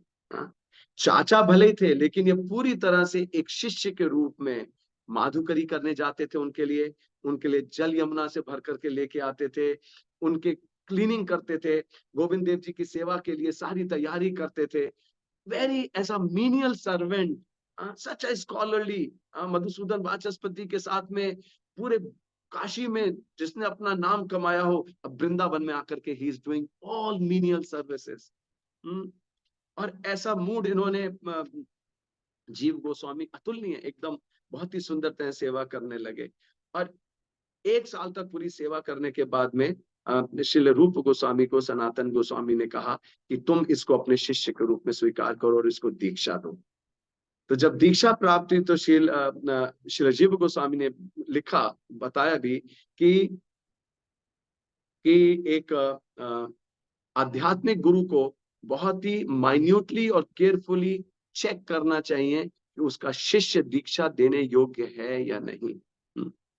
तो एक प्रकार से जीव गोस्वामी की सारी परीक्षा हो गई थी और इनको उपयुक्त माना गया, जिसके वजह से श्रील रूप गोस्वामी ने जीव गोस्वामी को दीक्षा प्रदान करी। अब क्या हुआ, जीव गोस्वामी को जब दीक्षा दे दी और 1 साल तक ये खूब अच्छे से सेवा करते रहे, अब इनको लिटरेरी कार्य में रूप गोस्वामी ने इनको अपने साथ में, सुना तो था इनकी विद्वता के बारे में, लेकिन रूप गोस्वामी इनको पहले मीनियल सर्विसेज में लाकर के विनम्र बनाना चाहते थे, जिससे इनके अंदर कोई अहंकार ना रहे। अब उन्होंने इनसे अपना जो ट्रांस वर्क था, जो उस समय श्री रूप गोस्वामी भक्ति रसामृत सिंधु लिख रहे थे, और भक्ति रसामृत सिंधु ग्रंथ को श्री जीव गोस्वामी को दिया प्रूफ रीडिंग करने के लिए। गुरु अपनी पुस्तक को शिष्य को दे रहा है, इसकी प्रूफ रीडिंग करो। और प्रूफ रीडिंग करते समय, क्योंकि वो सेवा थी और ये चाहते थे इस कार्य को बहुत ही उत्कृष्ट कार्य के रूप में संसार स्वीकार करे, तो इन्होंने बताया कि गुरु महाराज यहाँ पर ये थोड़ा सा इस व्याकरण के अनुसार ये ठीक नहीं है, इसको ऐसे कर सकते हैं, इसको ऐसे कर सकते हैं। और शील रूप गोस्वामी ने कहा ठीक है, तुमको जैसा लगता है इसको ठीक कर दो। और इन्होंने भक्ति रसामृत सिंधु को बहुत ही सुंदर तरीके से प्रूफ रीड किया, उसको अच्छी तरह से एडिट तो नहीं कहेंगे, लेकिन बहुत अच्छे से प्रूफ रीडिंग करके उसका संकलन किया। उसके बाद में श्री सनातन गोस्वामी को जब पता चला, जो उनके गुरु के गुरु हैं, श्री रूप गोस्वामी के गुरु हैं, उस सनातन गोस्वामी ने कहा अच्छा, जीव ने इतना सुंदर कार्य किया। रूप गोस्वामी बहुत प्रसन्न थे, बोले चलो ठीक है, मैंने जो पुस्तक लिखी है वैष्णव तोषणी, तुम उसकी भी प्रूफ रीडिंग करो। अपने गुरु की प्रूफ रीडिंग अब अपने परम गुरु के द्वारा लिखित वैष्णव तोषणी के ऊपर उन्होंने का प्रूफ रीडिंग किया, और साथ में उसके ऊपर अपनी कमेंट्री, अपनी टीका भी लिखी, जिसका नाम पड़ा लघु वैष्णव तोषणी। तो शील जीव गोस्वामी ने इस प्रकार से बहुत और ना केवल अपने गुरुजनों की पुस्तकों का प्रूफ रीडिंग कर रहे थे, अपितु स्वयं इन्होंने लगभग 5.5 लाख संस्कृत वर्सेस श्लोकास लिखे, कई पुस्तकें लिखी, 25 से अधिक इनकी पुस्तकें हैं। उसमें कई पुस्तकें लुप्त हो गई, मिली भी नहीं। और इस प्रकार से जब ये किसी आचार्य के द्वारा लिखित वर्ष को एक्सप्लेन भी करते थे, तो उसको भी संस्कृत के वर्ष में कंपोज करके प्रॉपर मीटर, वर्ड्स और भाव के साथ में उसका भी एक्सप्लेनेशन देते थे। मतलब आपने कोई बात कही तो उसका जवाब में प्रत्युत्तर के रूप में भी, वो भी बहुत सुंदर संस्कृत के वर्ष के रूप में, एक श्लोक के रूप में उसको लिख करके देते थे। अब यहाँ एक बहुत ही इंपॉर्टेंट स्टोरी आती है, मैं चाहूंगा आप सब लोग बड़े ध्यान से सुनिए। अब 2 स्टोरीज आएंगी जहां पर श्रील जीव गोस्वामी का एक बहुत ही अद्भुत अतुलनीय व्यक्तित्व के विषय में हमको पता चलेगा। तो श्रील वल्लभाचार्य जो विश्व वैष्णव सभा के लीडर थे, वो श्रील रूप गोस्वामी के पास आए, बोले गोसाई मैंने सुना है आप एक बहुत अनुपम ग्रंथ लिख रहे हैं, श्री भक्ति रसामृत सिंधु, मैं उसको थोड़ा दर्शन करना चाहता हूँ। तो भक्ति रसामृत सिंधु को रूप गोस्वामी ने हाथ जोड़ के, रूप गोस्वामी बहुत ही विनम्र भाव से रहते, वास्तव में ब्रज में रहने का भाव यदि हमें सिंधु से प्रार्थना करनी चाहिए इनके चरणों में कि please please give us a drop of humility that you had, so that we also become eligible to stay in Vrindavan Dham. Otherwise how can we ever think, जो इनकी ह्यूमिलिटी आप देखेंगे अभी। तो जब वल्लभाचार्य पुस्तक के पन्ने पलट रहे थे, तो 1.2.22 भक्ति रसामृत सिंधु के श्लोक पे वो रुक गए, जिसमें लिखा था भुक्ति मुक्ति स्पृहायावत पिशाची हृदि वर्तते तावत भक्ति सुखस्यात्र कथम अभ्युदयो भवेत। ये श्लोक जब उन्होंने पढ़ा, भुक्ति मुक्ति स्पृहा यावत पिशाची हृदि वर्तते तावत भक्ति सुखस यात्रा, कथम सुखस यात्रा, सुख की यात्रा, कथम अभ्युदयो भवेत। जिसके हृदय में भुक्ति रूपी और मुक्ति रूपी स्पृहा, भुक्ति की स्पृहा या मुक्ति की स्पृहा रूपी पिशाची निवास करती है, मतलब भुक्ति रूपी पिशाचिनी या फिर मुक्ति रूपी पिशाचिनी, इनकी किसी के हृदय में स्पृहा है, यदि भुक्ति की स्पृहा या मुक्ति की स्पृहा। भुक्ति की स्पृहा का मतलब है भोग करने की इच्छा,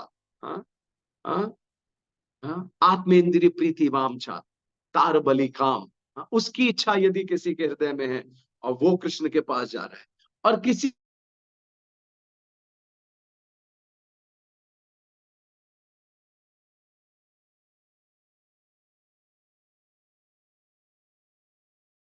गोस्वामी लिखते हैं भक्ति सुखस्य यात्रा कथम अभ्युदयो भवेत। ऐसे भक्त के हृदय में भक्ति का जो आनंद है, भक्ति की जो ब्लिस है, वो अभ्युदय किस प्रकार से वो उत्पन्न हो सकता है। जब इस श्लोक को पढ़ा तो वल्लभाचार्य जी ने कहा मुक्ति की कामना तो सैकड़ों करोड़ों लोग करते हैं, और आप मुक्ति को पिशाची कह रहे हो, ये ठीक नहीं है गोसाई, ये ठीक नहीं है। तो रूप गोस्वामी ने कहा वल्लभाचार्य जी आप जैसा कहते हैं, आप क्या कहना चाहते हैं। तो उन्होंने कहा नहीं, इस बात को आप निकाल के इसको इससे रिप्लेस कर दीजिए। रूप गोस्वामी ने कहा आपके पास ये कलम है, आप इसको जैसा चाहो ठीक कर दो। एक बार नहीं प्रतिकार किया कि नहीं मैंने क्या लिखा है, आपने क्या समझा, एक बार भी नहीं। It's a very deep lesson actually for all of us to know and to learn.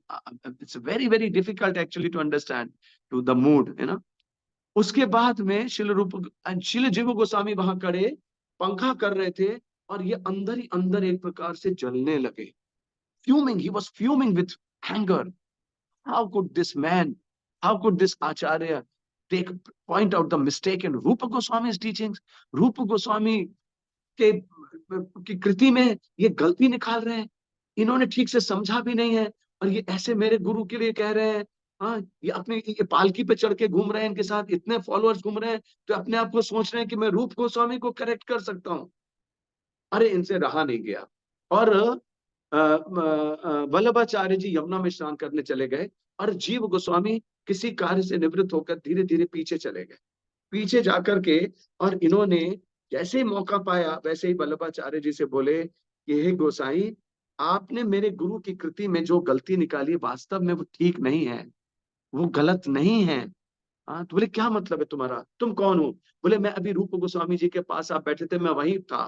बोले अच्छा अच्छा, हाँ मैंने देखा था तुमको वहां, तुम पंखा कर रहे थे। बोले आचार्य, आपने उसमें स्पृहा शब्द जो था उसको आप भूल गए, उसको आपने नहीं देखा। मेरे गुरु ने लिखा है भुक्ति मुक्ति स्पृहा यावत पिशाची हृदय वर्तते, मतलब जिसके हृदय में भुक्ति और मुक्ति की स्पृहा है। हाँ, भुक्ति मुक्ति को उन्होंने पिशाची नहीं कहा है, मुक्ति की स्पृहा को पिशाची कहा है। अब आप ही बताइए, जिसके हृदय में मुक्ति की स्पृहा होगी वो किस प्रकार से शुद्ध भक्ति कर सकता है? ओ वल्लभाचार्य ने कहा, oh my God, I committed a blunder. Oh thank you so much for opening my eyes. मैं अभी जाऊंगा, अभी रूप गोस्वामी के पास जाऊंगा, ये तो मुझसे बहुत अपराध हो गया। और वो दौड़े दौड़े रूप गोस्वामी के पास गए और उन्होंने कहा आपने गोसाई जैसा लिखा था उसको वैसे ही रहने दीजिएगा, मेरी वास्तव में गलती है, मैंने उसमें स्पृहा शब्द जो था वो मैं पढ़ना भूल गया। आपका शिष्य वास्तव में अतुलनीय है, उसने आकर के मुझे बताया। अब रूप गोस्वामी ने जब ये सुना तो उनकी जो अवस्था हुई अंदर ही अंदर, उनके सामने तो कुछ नहीं बोले। और जैसे ही वल्लभाचार्य गए जीव गोस्वामी को बुला करके, लिटरली रूप गोस्वामी शायद जीवन में इतना कभी क्रोधित नहीं हुए होंगे। उन्होंने, क्या बिगड़ जाता तुम्हारा यदि एक शब्द तुम्हारी पुस्तक के अंदर आचार्य के द्वारा संशोधित हो जाता, क्या बिगड़ जाता? तुमने इतनी, how could you be so so much obstinate, and तुमने इतना कैसे हिम्मत कैसे कर ली कि तुम वल्लभाचार्य को तुम करेक्ट करने, उनके पीछे तुम उनको ठीक करने के लिए चले गए। हाँ, तुमने फिर से वही गलती की है जो पूर्व में भी तुम दोहरा चुके हो, पूर्व में भी तुम कर चुके हो, आज तुमने दोबारा से वो गलती की है। हाँ, तो पूर्व में क्या गलती हुई थी? 2 मिनट उसके ऊपर प्रकाश डालते हैं, उसको थोड़ा समझ लेते हैं। एक बार एक दिग्विजय पंडित आ गया था वृंदावन डोलता डोलता, और वो सारे आचार्यों को, सारे पंडितों को, ब्राह्मणों को ललकार रहा था, मेरे साथ शास्त्रार्थ करो, मेरे को अगर शास्त्रार्थ में तुम हरा दोगे, अगर तुम मुझसे हार जाओगे तो ये रहा पत्र, इस पे तुम्हें साइन करना होगा, लिखना होगा मैं इस दिग्विजय पंडित से आज पराजित हो गया। ये दिग्विजय पंडित रूप गोस्वामी प्रभुपाद के पास पहुंचा, बोला मैं आपसे शास्त्रार्थ करना चाहता हूँ। बोले अरे अरे, मैं कहाँ शास्त्रार्थ करने योग्य हूँ, मुझे तो कुछ भी नहीं पता, व्याकरण का अभी कुछ कुछ भी नहीं पता है। आप बताइए मुझे कहाँ लिखना है, मैं आपको लिख के दे देता हूँ, और मैं वास्तव में आपसे पराजित होने योग्य हूँ। और उन्होंने लिख करके नीचे साइन कर दिया, मैं रूप गोस्वामी इन दिग्विजय पंडित से पराजित होता हूँ, और ये मेरे से बहुत उत्कृष्ट है। अब ये पता करते करते सनातन गोस्वामी के पास भी पहुंच गया। और सनातन गोस्वामी उस समय भजन में आनंद में लीन थे, अपने मदन गोपाल की सेवा में लीन थे। बोले अरे किसके पास समय जो इसके साथ में मगजमारी करे और इसके साथ में अपना टाइम व्यर्थ गवाए।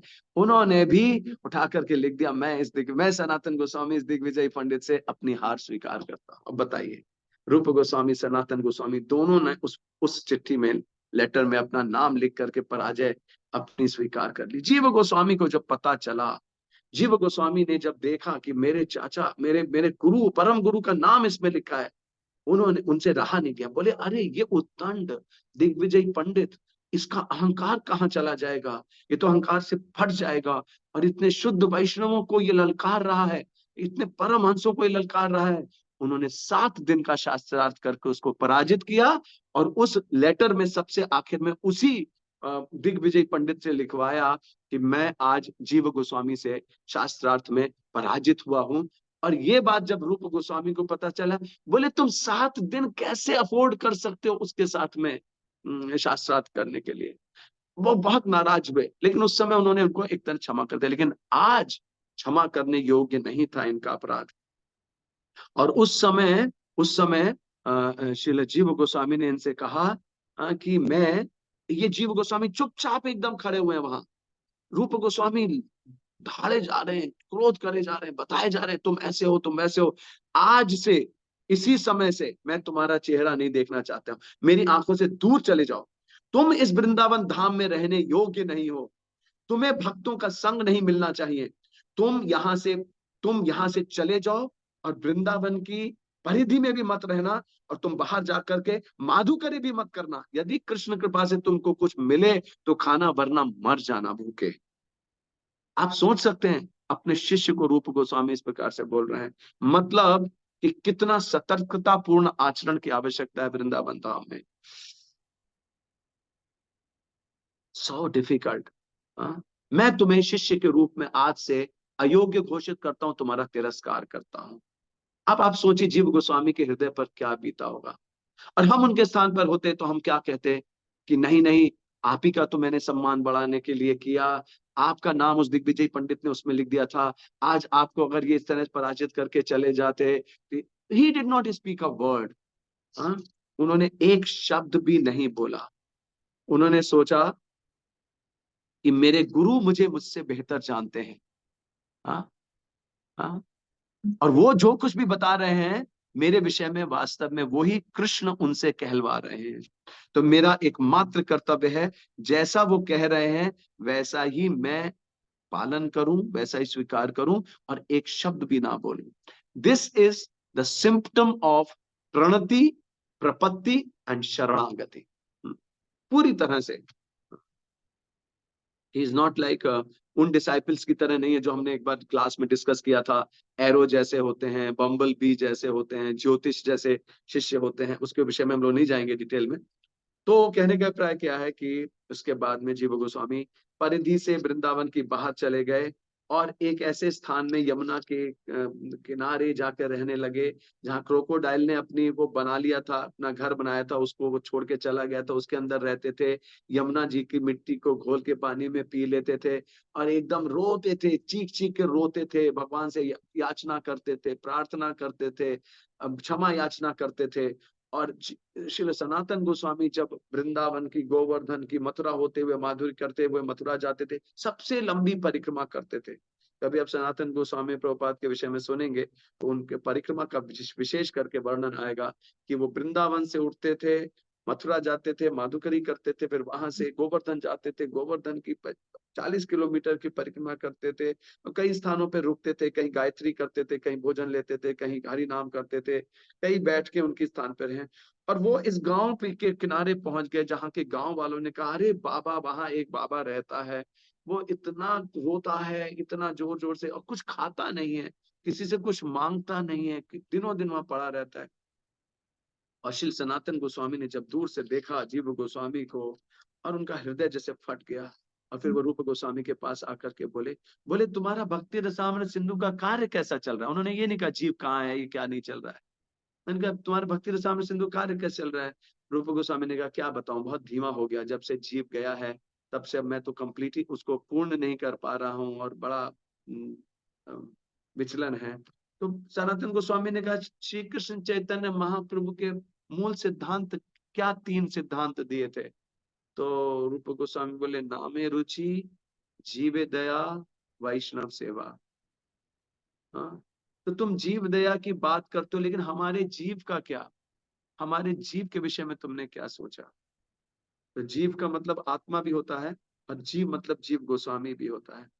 तो श्रील रूप गोस्वामी ने कहा कि यदि आप गुरुदेव चाहोगे तो मैं जीव को दोबारा स्वीकार करूंगा, लेकिन मैंने न, तो सनातन गोस्वामी ने कहा, रूप, वास्तव में मुझे कई लोगों से पता चला कि जीव ने ऐसा जो कुछ भी किया, वास्तव में हमारी हमारी परंपरा के संरक्षण के लिए किया। उसने तुम्हारे और मेरे सम्मान को में घात ना लगे, इस कारण से उसने ऐसा किया, इसमें उसकी कोई गलती नहीं थी।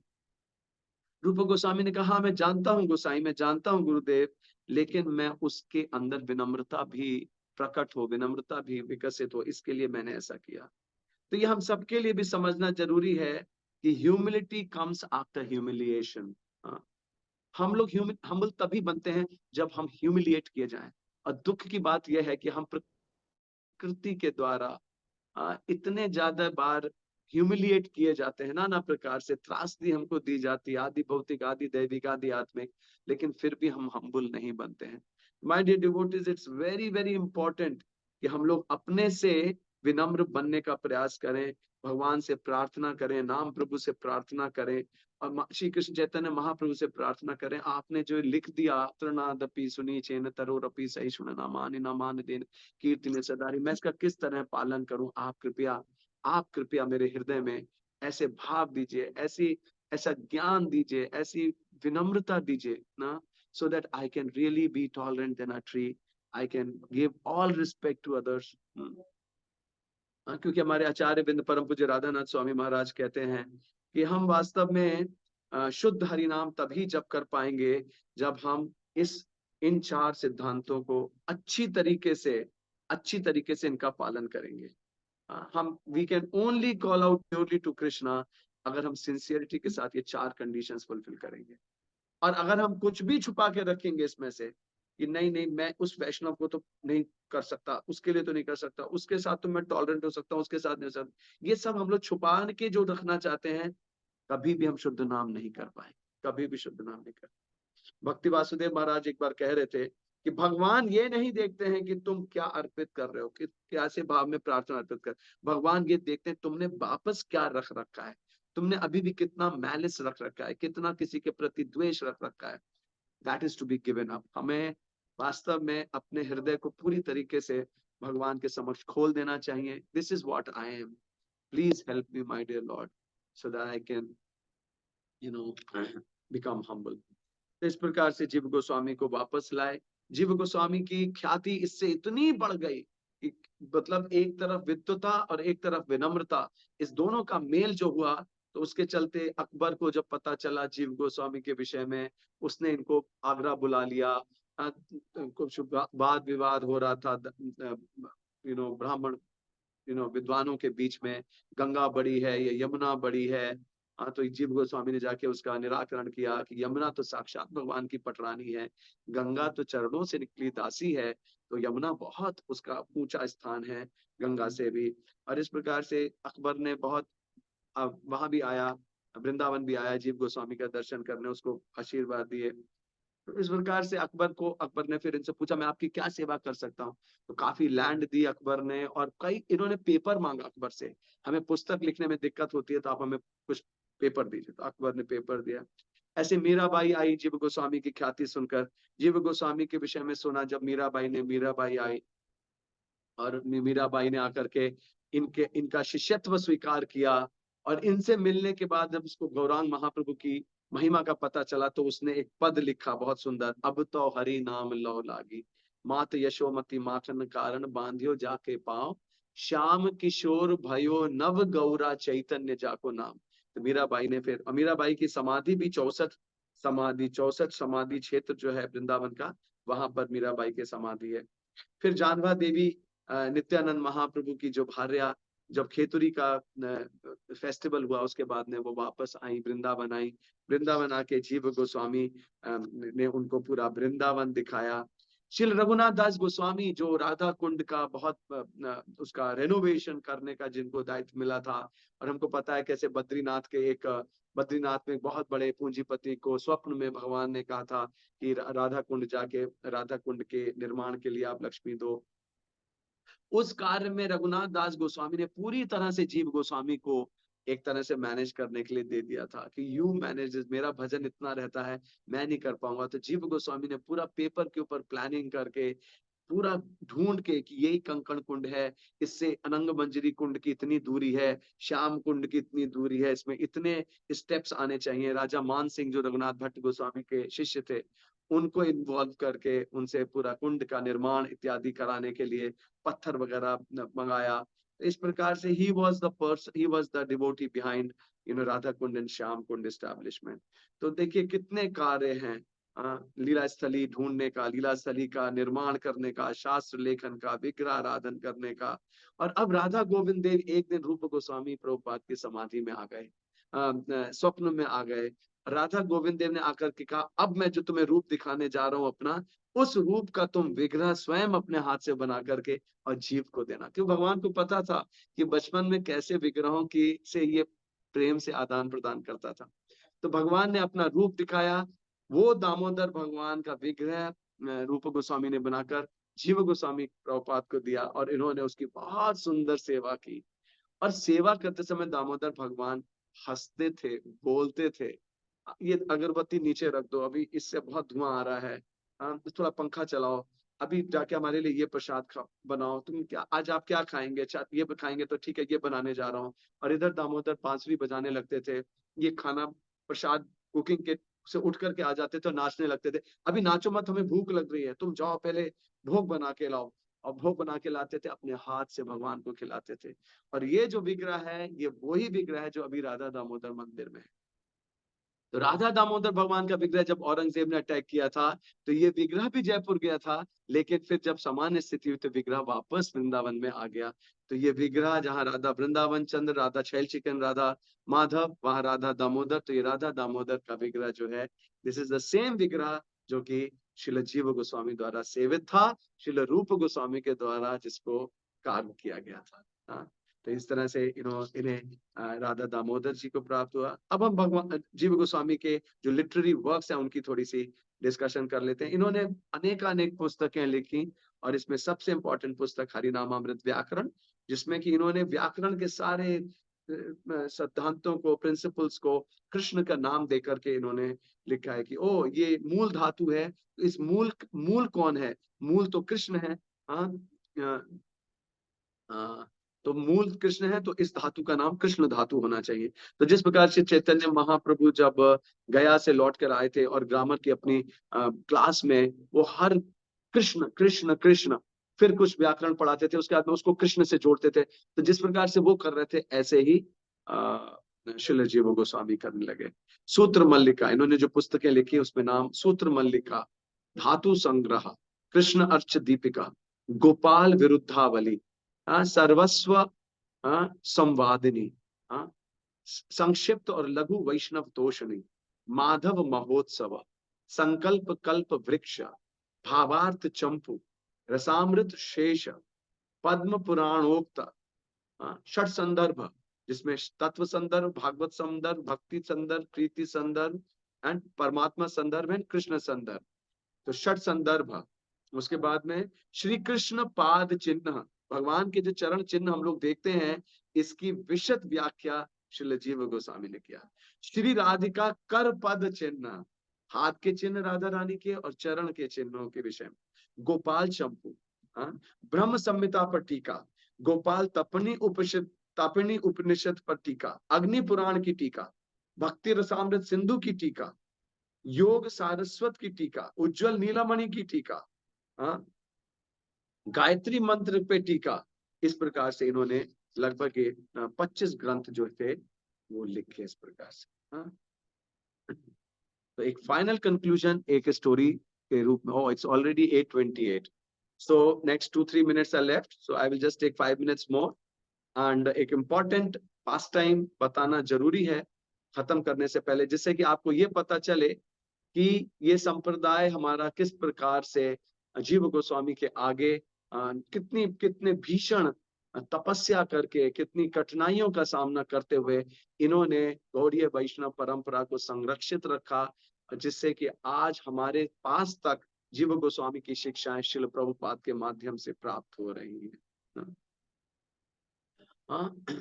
तो ये आचार्य त्रय, श्रीनिवास आचार्य, श्रील जीव गोस्वामी, नरोत्तम दास ठाकुर और श्यामानंद प्रभु, ये 3 आचार्य त्रय के रूप में जाने जाते हैं। श्रीनिवास आचार्य गोपाल भट्ट गोस्वामी के शिष्य थे, नरोत्तम दास ठाकुर लोकनाथ गोस्वामी के शिष्य, और श्यामानंद प्रभु वॉज डिसाइपल ऑफ हृदय चैतन्य। और तीनों को भेजा गया जीव गोस्वामी से शिक्षा प्राप्त करने के लिए। और जीव गोस्वामी ने इनको बहुत सुंदर तरीके से आचार्यों की पुस्तकें, रघुनाथ दास गोस्वामी, रूप गोस्वामी, और अब तक जब ये तीनों आचार्य आए थे, तो सनातन गोस्वामी, रूप गोस्वामी, प्रबोधानंद सरस्वती, भूगर्भ गोस्वामी, ये सब जा चुके थे। कृष्णदास कविराज नहीं गए थे। ये अभी जीवित थे, क्योंकि कृष्णदास कविराज गोस्वामी ने जीव गोस्वामी की विल लिखने तक के टाइम पर भी ये थे। तो कृष्णदास कविराज गोस्वामी बहुत वयोवृद्ध होकर के शरीर छूटा था। तो जब ये तीनों आचार्य त्रय जीव गोस्वामी के साथ में शिक्षाओं को ग्रहण कर रहे थे। अब जीव गोस्वामी को ये चिंता सताने लगी कि मेरे बाद में इन सब पुस्तकों का, इस भंडार का किस प्रकार से संकलन होगा, किस प्रकार से संरक्षण होगा और किस प्रकार से इनकी प्रतियां बनके आगे बांटी जाएंगी और इनका प्रचार प्रसार होगा। तो फिर उन्होंने एक दिन इन तीनों को बुला करके कहा, अब तुम तीनों को वृंदावन छोड़ने का समय आ गया। और इन तीनों का हृदय एक तरह से फट गया जब उनको कहा गया वृंदावन छोड़ने का समय आ गया। हाँ, तो इन्होंने कहा अब आप तीनों जाओ गौड़ देश में, वहां जाकर के इन पुस्तकों की प्रतियां बनवाओ, प्रतियां बनवा करके इनका वितरण करो और ये ज्ञान को जैसा मैंने आपको सिखाया इसका प्रचार प्रसार करो। अगले दिन उन्होंने 2 बैलगाड़ियां बुलाई। एक बैलगाड़ी पे सारी पुस्तकों के 2 बड़े बड़े संदूक रखे, बड़े बड़े संदूक रखे, भारी संदूक हो गए। और एक बैलगाड़ी पे तीनों बैठे और इनके साथ में 10 पहरेदार के रूप में सैनिक की तरह लोगों को भेजा, जिससे कोई पशु आक्रमण करे या किसी प्रकार की व्यवधान आए रास्ते में तो उससे ये लोग फाइट कर सके। अब ये लोग जब चले वृंदावन से तो आगरा पहुंचे, आगरा से एटा पहुंचे, एटा से चलते चलते ये एक स्थान पे पहुंचे विष्णुपुर। आप सबने ये पास्ट टाइम सुना हुआ है इसलिए मैं इसको फास्ट बताऊंगा, लेकिन इसमें जो ट्विस्ट है, सबसे इंपॉर्टेंट पॉइंट है, वो है जब राजा बीरम भी विष्णुपुर के, जो एक बड़े मिस्टीरियस पर्सनैलिटी थे, दिन में भागवतम सुनते थे, रिलीजियस पुस्तकें पढ़ते थे, दान इत्यादि करते थे और रात्रि में चोरी करवाते थे। ये बड़े विचित्र राजा थे, लेकिन किसी को मरवाते नहीं थे क्योंकि वैष्णव वैष्णव थे।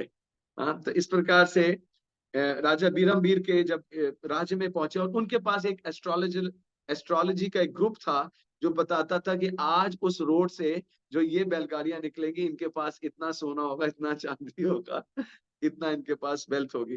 तो अब उन्हें जब बताया गया कि आज रात में कौन गाड़ियां निकल रही हैं, उनके पास क्या हुआ, तो इन्होंने बताया वो जो चौराहा है वहां से जब ये गाड़ियां निकलेंगी इनके पास बहुत बड़ी वेल्थ है, बहुत बड़ी वेल्थ है। And this was the top most wealth. तो राजा बीरमबीर ने 200 लोगों को भेजा और उसने इन तीनों को उठाया, सो रहे थे, उठा करके पेड़ से बांधा, मारा नहीं किसी को, पेड़ से बांधा और वो सारा का सारा खजाना लेकर के, पुस्तकों का खजाना लेकर के चले गए। अब ये तीनों हाय हाय करके रोने लगे। अब तो इतने, और तीनों ने डिसाइड कर लिया अब हमारे जीने का कोई भी कारण नहीं है, हम तीनों को आत्महत्या कर लेनी चाहिए, मर जाना चाहिए। लेकिन नरोत्तम दास ठाकुर ने कहा एक बार हम जीव गोस्वामी प्रभुपाद को लिखते हैं, चिट्ठी लिख करके उनसे पूछते हैं हमें क्या करना चाहिए। और इन्होंने जब अपना पत्र लिखा, जीव गोस्वामी को पत्र मिला, तो आप सोच सकते हैं जीव गोस्वामी और वृंदावन के जो आचार्य थे उनकी क्या दशा हुई होगी सुनकर के कि सारी पुस्तकें आचार्यों की, प्रबोधानंद सरस्वती, रघुनाथ दास ठाकुर, रघुनाथ दास गोस्वामी, रूप गोस्वामी, सनातन गोस्वामी, रघुनाथ भट्ट, सबकी पुस्तकें, सारी की सारी पुस्तकें चोरी हो गई। कृष्णदास कविराज गोस्वामी राधा कुंड में कूद गए। मैं जीना नहीं चाहता, मैं अब जी के क्या करूंगा, वैष्णव गौड़ीय वैष्णव परंपरा। देखिए परंपरा को बचाने के लिए ये सारे आचार्य प्राण रोक के बैठे थे कि ये परंपरा कैसे आगे बढ़े, तब हम शांति से शरीर छोड़ सके। तो कृष्णदास कविराज गोस्वामी राधा कुंड में कूद गए शरीर देने के लिए, छोड़ने के लिए। कुछ भक्तों ने कूद करके उनको बचाया, लेकिन जीव गोस्वामी ने वापस चिट्ठी लिखी और वृंदावन में सारे लोगों को संभाल के रखा, चिंता मत करो, चिंता मत करो। उन्होंने चिट्ठी लिख करके कहा do not worry, continue living, जीना जीना, जीवित रहो, मरने का कभी सोचना नहीं। चैतन्य महाप्रभु की कोई बहुत बड़ी योजना है। ये जीव गोस्वामी ने लिख करके भेजा, चैतन्य महाप्रभु की कोई बहुत बड़ी योजना है। और वो योजना कितनी बड़ी थी हम लोग समझते हैं कि जब श्रीनिवास आचार्य ने नरोत्तम दास ठाकुर और श्यामानंद प्रभु से कहा जाओ, तुम लोगों को याद तो होगा ना कुछ जो जीव गोस्वामी ने बताया, जाओ प्रचार शुरू करो, प्रचार शुरू करो, विष्णुपुर में प्रचार शुरू करो और मैं जाके पुस्तकों को ढूंढने का प्रयास करता हूँ। और वो ढूंढ रहे थे तभी उनको कृष्ण वल्लभ नाम का एक ब्राह्मण मिला, जो कि देखा कि ये ऐसे ऐसे विचलित हैं जैसे गाय का बछड़ा खो गया हो, ऐसे रो रहे हैं, तो इनको मैं चलो बीरमबीर के वहां ले चलता हूँ, वहां भागवत सुनेंगे तो शांत हो जाएंगे। वहां जब भागवत में गए राजा बीरमबीर के कोर्ट में, अब वहां भागवत चल रही थी और उसमें गोपी गीत के ऊपर डिस्कशन चल रहा था। और जब वहां पे चर्चा हो रही थी, बहुत सुंदर व्याख्यान हो रहा था गोपी गीत का, उसने बहुत त्रुटिपूर्ण गलती करके व्याख्यान कर रहा था, जो भी वहां पर बैठ के भागवत पढ़ रहा था। श्रीनिवास आचार्य जोर से चीखे, ये गलत है, ये सिद्धांत गलत है। और उन्होंने सिद्धांत को इस तरीके से प्रस्तुत किया, इतने सुंदर तरीके से गोपी गीत को बताया, राजा बीरमवीर तो एकदम हतप्रभ रह गया कि ये कहां से इतना विद्वान व्यक्ति आ गया। और श्रीनिवास आचार्य जैसे उनके नाम के आगे लगा है, उन्होंने फिर जब, तो राजा बीरमवीर बोले कल आकर के भागवतम का पाठ कीजिए और इन सबको मैं हटा दूंगा, आप डेली आइए। तो अब कई दिनों तक श्रीनिवास आचार्य जाके भागवत करने लगे। एक दिन राजा बीरमवीर से बोले कि मेरी आपको मदद करनी होगी। क्या मदद चाहिए आपको? हमारी पुस्तकों का, हमारे पुस्तकों के दो ट्रंक्स हैं, बड़े बड़े संदूक हैं, जो कि चोरी हो गए। और राजा बीरमवीर तो जैसे कि एकदम पानी पानी अंदर ही से हो रहा था, अरे बाप रे, हमने क्या कर डाला, और आप हमें वो ढूंढने में मदद करा दीजिए। राजा बीरमवीर ने कहा आइए मेरे साथ आइए। और वहां जब चोरी वाला खजाना रहता है, वहां जाके बोला यही पुस्तक है ना आपकी? श्रीनिवास आचार्य इतने प्रसन्न हो गए, आनंदित होकर नाचने लगे, आंखों से अश्रु बहने लगा, मिल गई, मिल गया, मिल गया। अब नरोत्तम दास ठाकुर और श्यामानंद प्रभु को भी पता चला। तो जब जीव गोस्वामी को पता चला तो उन्होंने कहा मैंने कहा था ना कि महाप्रभु की विशेष इसमें कोई योजना है। अब राजा बीरमवीर ने क्या किया कि इनको अपने गुरु के रूप में स्वीकार किया। अपने पूरे राज्य में जितने भी लोग थे उनको इन बुक्स के ट्रांसक्रिप्शन के ऊपर लगा दिया, लिखने के ऊपर लगा दिया, बुक्स को कॉपी करो। और खूब अच्छी तरीके से पेपर के ऊपर अच्छे से बुक्स की कॉपीज बनाना शुरू कराया, और पूरे राज्य को इनका शिष्य बनाया। और इतने सैकड़ों लोग मिल गए। आप बताइए, ये योजना थी महाप्रभु की। And Jiva Goswami could understand this yojana of Mahaprabhu. हाँ, इसके बाद में then they went to Gauda Desh, पुस्तकें वितरण किया।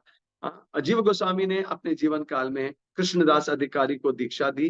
कृष्णदास अधिकारी के ही वंशज आज भी राधा दामोदर मंदिर के, राधा दामोदर भगवान के सेव्य हैं, सेवक सेवक हैं, सेवा करते हैं। और 1608 में आज के दिन श्रील जीव गोस्वामी ने अपनी विल लिखी, और विल लिखने के बाद में नित्य लीला में विलास मंजरी के रूप में प्रवेश किया। श्रील जीव गोस्वामी के बाद नरोत्तम दास ठाकुर, नरोत्तम दास ठाकुर के बाद विश्वनाथ चक्रवर्ती ठाकुर, विश्वनाथ चक्रवर्ती ठाकुर के बाद में बलदेव विद्याभूषण गौर, फिर अब हमारी परंपरा होते हुए श्रील भक्ति विनोद ठाकुर। तो हम सबको भी जो सेवा जीव गोस्वामी ने, टू कंक्लूड द सेशन, जो सेवा श्री जीव गोस्वामी ने इन आचार्य त्रय को, नरोत्तम दास ठाकुर, श्यामानंद प्रभु और श्रीनिवास आचार्य को दी थी, वही सेवा हम सबको भी दी जा रही है।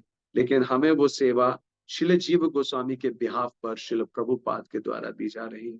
माय डियर डिवोटीज, यदि हम लोग श्रील प्रभुपाद की पुस्तकों को ध्यान पूर्वक पढ़ेंगे नहीं, क्योंकि श्रील प्रभुपाद की पुस्तकों में षट संदर्भ का भी व्याख्यान है, श्रील प्रभुपाद की पुस्तकों में स्तवमाला से भी व्याख्यान है, रूप गोस्वामी की कई पुस्तकों से व्याख्यान है।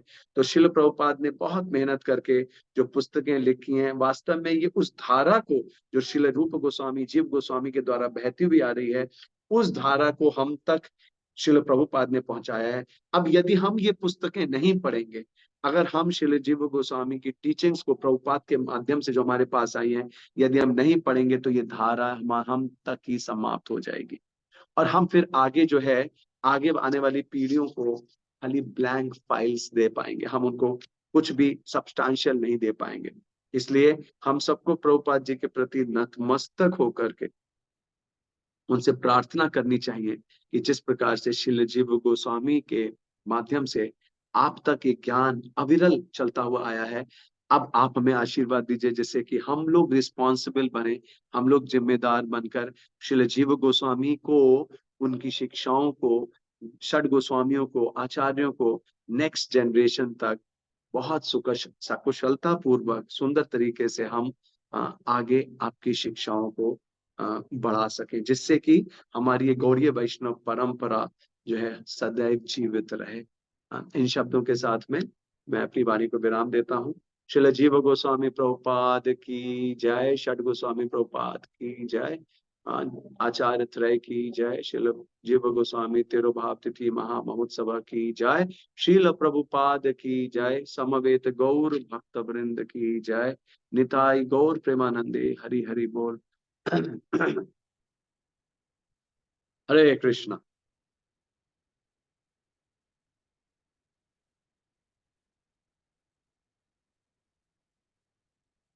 Anybody has a question?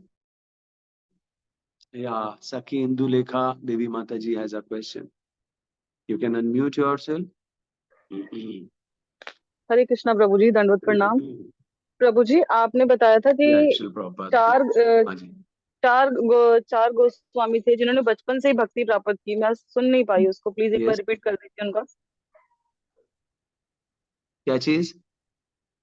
चार गोस्वामी थे जो आपने बताया था प्रभु जी। हरे कृष्णा प्रभु जी, क्या आप मुझे सुन पा रहे हैं? चार गोस्वामी जिनको बालकाल से साधु, हाँ, चार गोस्वामी जिनको बालकाल से साधु संग प्राप्त हुआ था। आपको पता होगा, रघुनाथ भट्ट गोस्वामी, गोपाल भट्ट गोस्वामी। जब चैतन्य महाप्रभु साउथ इंडिया गए थे और तब गोपाल भट्ट गोस्वामी के घर वेंकट भट्ट के घर में रुके थे। और फिर रघुनाथ भट्ट गोस्वामी जिनको का जो कि किसके पुत्र थे, काशी मिश्र के शायद पुत्र थे, और काशी मिश्र के पुत्र थे। तो उनको भी बचपन से महाप्रभु का एसोसिएशन मिला, और जीव गोस्वामी को भी मिला, और रघुनाथ दास गोस्वामी बालकाल से इनको भी हरिदास ठाकुर का एसोसिएशन प्राप्त हुआ। तो ये चार आचार्यों को बालकाल से चार गोस्वामी को, रघुनाथ भट्ट गोस्वामी, गोपाल भट्ट गोस्वामी, रघुनाथ दास गोस्वामी और जीव गोस्वामी। रघुनाथ दास गोस्वामी एंड जीव गोस्वामी। ओके, एक मिनट प्रभु जी, और प्रश्न है मेरा। एक मिनट प्रभु जी। जी प्रभु जी, आपने बताया कि जब नित्यानंद प्रभु जीव गोस्वामी को महिमा बता रहे थे, नवदीप धाम की महिमा बता रहे थे, तब आपने बताया कि जो आप बता रहे थे कि जो इनका त्रिशूल का शूल है किन्हें किन्हें चुभता है। तो मैं सेकंड पॉइंट सुन नहीं पाई कि पहला शूल जो है वो तो उन्हें चुभता है जो राधा कृष्ण को अलग अलग समझते हैं। सेकंड मुझसे मिस हो गया। थर्ड था जो नवदीप धाम और वृंदावन धाम में भेद कर। सेकंड कौन सा प्रभु? हाँ, सेकंड था कि अगर कोई चैतन्य महाप्रभु को राधा कृष्ण स्वीकार भी करता है, लेकिन भगवान कृष्ण को परम पूर्ण भगवान के रूप में स्वीकार नहीं करता, तो दूसरा शूल उसके लिए है। मतलब जो कि supreme personality of God head भगवान कृष्ण को नहीं मानता है, उसको। ओके, एक प्रश्न हो रहा है प्रभु जी, एक सेकंड मैं पहले नोट कर लूं, एक सेकंड। हरे कृष्ण। एक जी। और एक प्रभु जी, आपने बताया था कि जिसके जो क्या करते हैं, भुक्ति की और मुक्ति की स्पृहा रखते हैं मन में और कृष्ण के पास जा रहे हैं, तो उसका आगे का नेक्स्ट स्टेटमेंट मैं सुन नहीं पाई थी प्रभु जी। भुक्ति मुक्ति स्पृहा यावत पिशाची वर्तते, जिसके हृदय में भुक्ति और मुक्ति की स्पृहा रूपी पिशाची वास करेगी, उसके हृदय में भक्ति का जो सुख है, भक्ति का जो आनंद है, वो किस प्रकार से उदय हो पाएगा? कभी भी नहीं हो पाएगा। भुक्ति मतलब भोगों की इच्छा उसके अंदर है, और भोगों से मिलने वाले दुखों से निवृत्ति प्राप्त करने की इच्छा है, मतलब मुक्त होने की इच्छा है, सफरिंग से मुक्त होने की इच्छा है। ऐसा व्यक्ति कभी भी भक्ति के आनंद को चख नहीं पाएगा। ठीक है जी जी। और प्रभु जी एक प्रश्न और, आपने बताया था आचार्य त्रय कहा जाता है इनको, एक बार उनके नाम रिपीट कर दीजिए। आचार्य त्रय जो आपने बताया था, श्रीनिवास आचार्य थे, नरोत्तम दास थे, नरोत्तम दास ठाकुर, जी। श्रीनिवास आचार्य, श्यामानंद पंडित। श्यामानंद प्रभु भी कहते हैं उनको, श्यामानंद पंडित। ओके प्रभु, थैंक यू प्रभु जी। हरे कृष्णा, दंडवत प्रणाम। हरे कृष्णा प्रभु जी, अमित पटेरिया। हरे कृष्णा प्रभु जी, धन्यवाद Prabhu ji. Thank you so much for wonderful session today. Prabhu, दो क्वेश्चंस हैं। फर्स्ट प्रभु, आपने जीवन के तीन मूल सिद्धांत के बारे में बताया। फर्स्ट नामे रुचि, जीव दया एंड वैष्णव सेवा, एंड लेटर ऑन आपने एक चौथा प्रिंसिपल भी मेंशन किया था प्रभु, वो क्या था उसको थोड़ा एक्सप्लेन करें।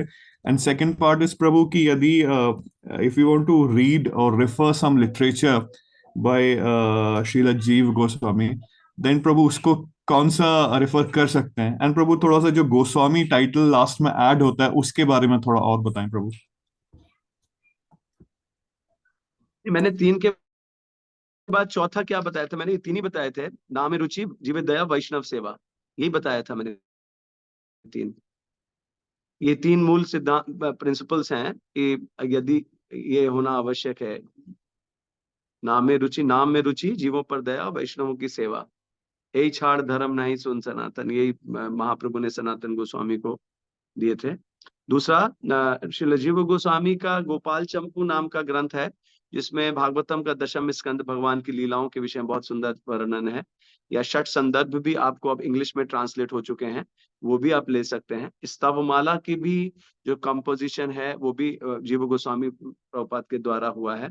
और हरि नामामृत व्याकरण, यदि कोई संस्कृत का अच्छे व्याकरण जानना चाहता है तो हरि नामामृत व्याकरण के ऊपर भी कोर्सेज होते हैं इस्कॉन में, इस्कॉन के बाहर भी होते हैं। तो हरि नामामृत व्याकरण है। और जो पुस्तकें हैं उसमें मुख्यतः षट संदर्भ, गोपाल चंद, भक्ति रसामृत सिंधु के ऊपर उनकी कमेंट्री है, रसामृत शेष। और तो ये भी उपलब्ध हो जाएगी। तो ये पुस्तकें आपको जो इंग्लिश में ट्रांसलेट हो चुकी हैं, उसमें कई पुस्तकें इसमें हैं, आपको मिल जाएंगी। ओके, और क्या था प्रश्न आपका? हरे कृष्णा। अमित पटेरिया जी।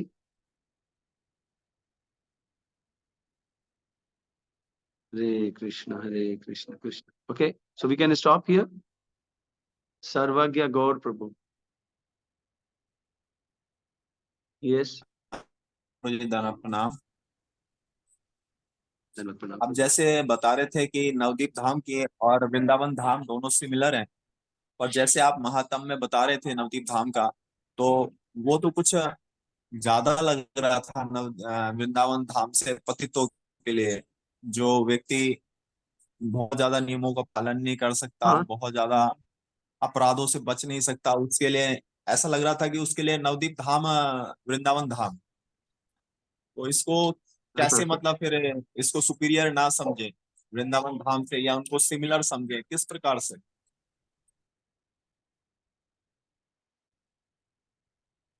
हाँ। तो नवद्वीप धाम जो है वो अपराधों का विचार नहीं करता। इसका मतलब ये नहीं है कि हम लोग जब एक बार प्रैक्टिसिंग डिवोटीज हो जाते हैं तो हम लोग उन अपराधों के ऊपर विचार ना करें जो धाम अपराध कहलाते हैं। So when we are visiting dham, ये नए लोगों के लिए जो है, जो जो अनभिज्ञ लोग हैं, जिनको पता नहीं है धाम के विषय में, तो वो लोग आकर के अगर कोई अपराध करते हैं तो फिर, लेकिन डिवोटीज को बहुत केयरफुली रहना चाहिए धाम के अंदर।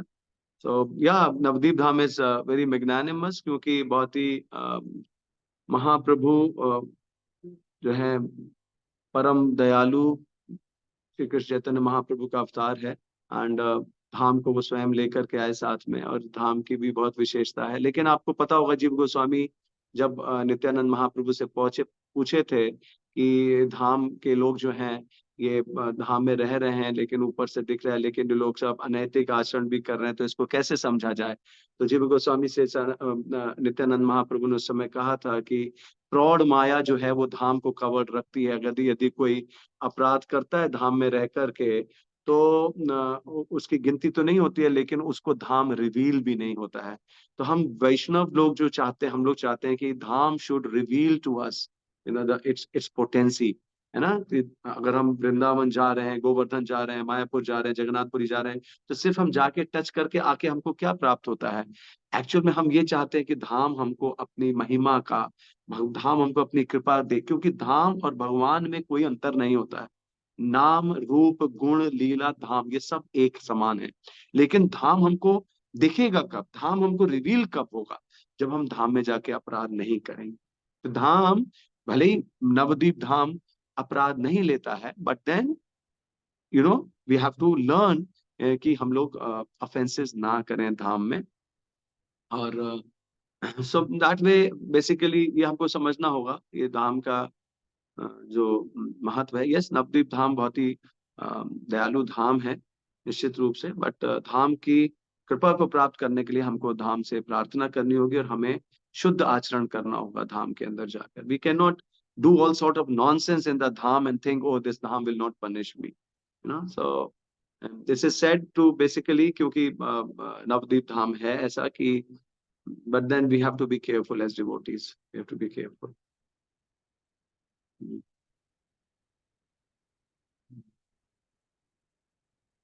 Okay. What else? Anything else? और किसी का?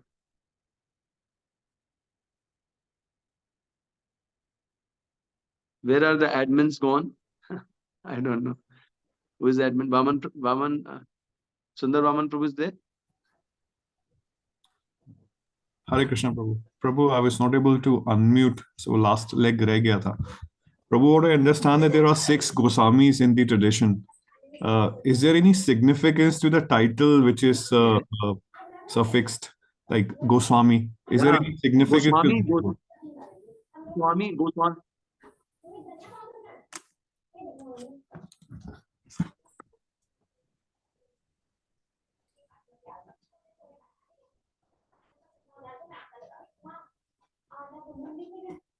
हरे कृष्णा प्रभु जी. हरे कृष्णा.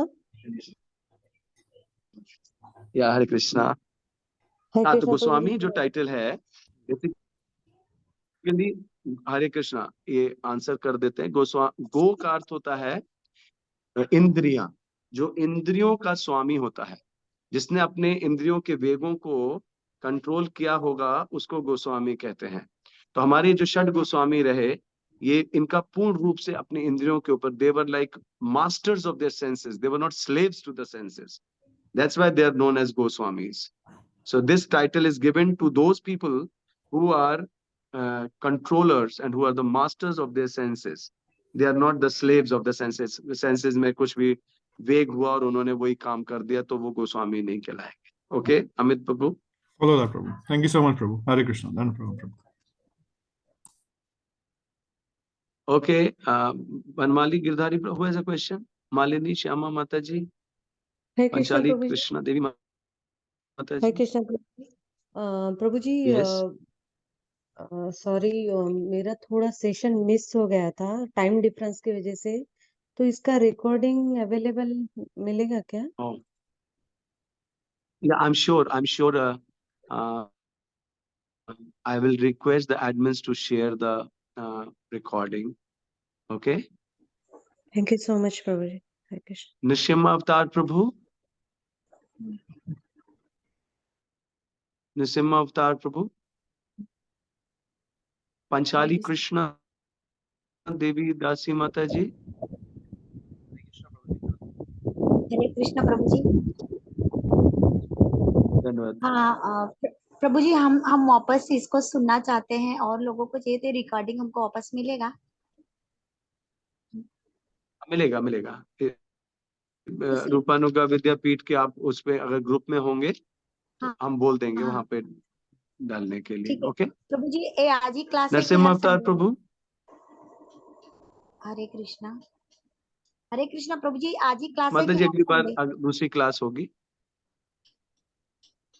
ये माता जी मैं नहीं बता पाऊंगा, ये एडमिन्स बताएंगे, जो हमारे मैनेजर्स हैं रूपानुगा विद्यापीठ के. They will tell you. Is there someone? Managers हैं कोई? ऑर्गेनाइजर्स? हरे कृष्णा. प्रश्न ये था कि आपने कथा में बताया था कि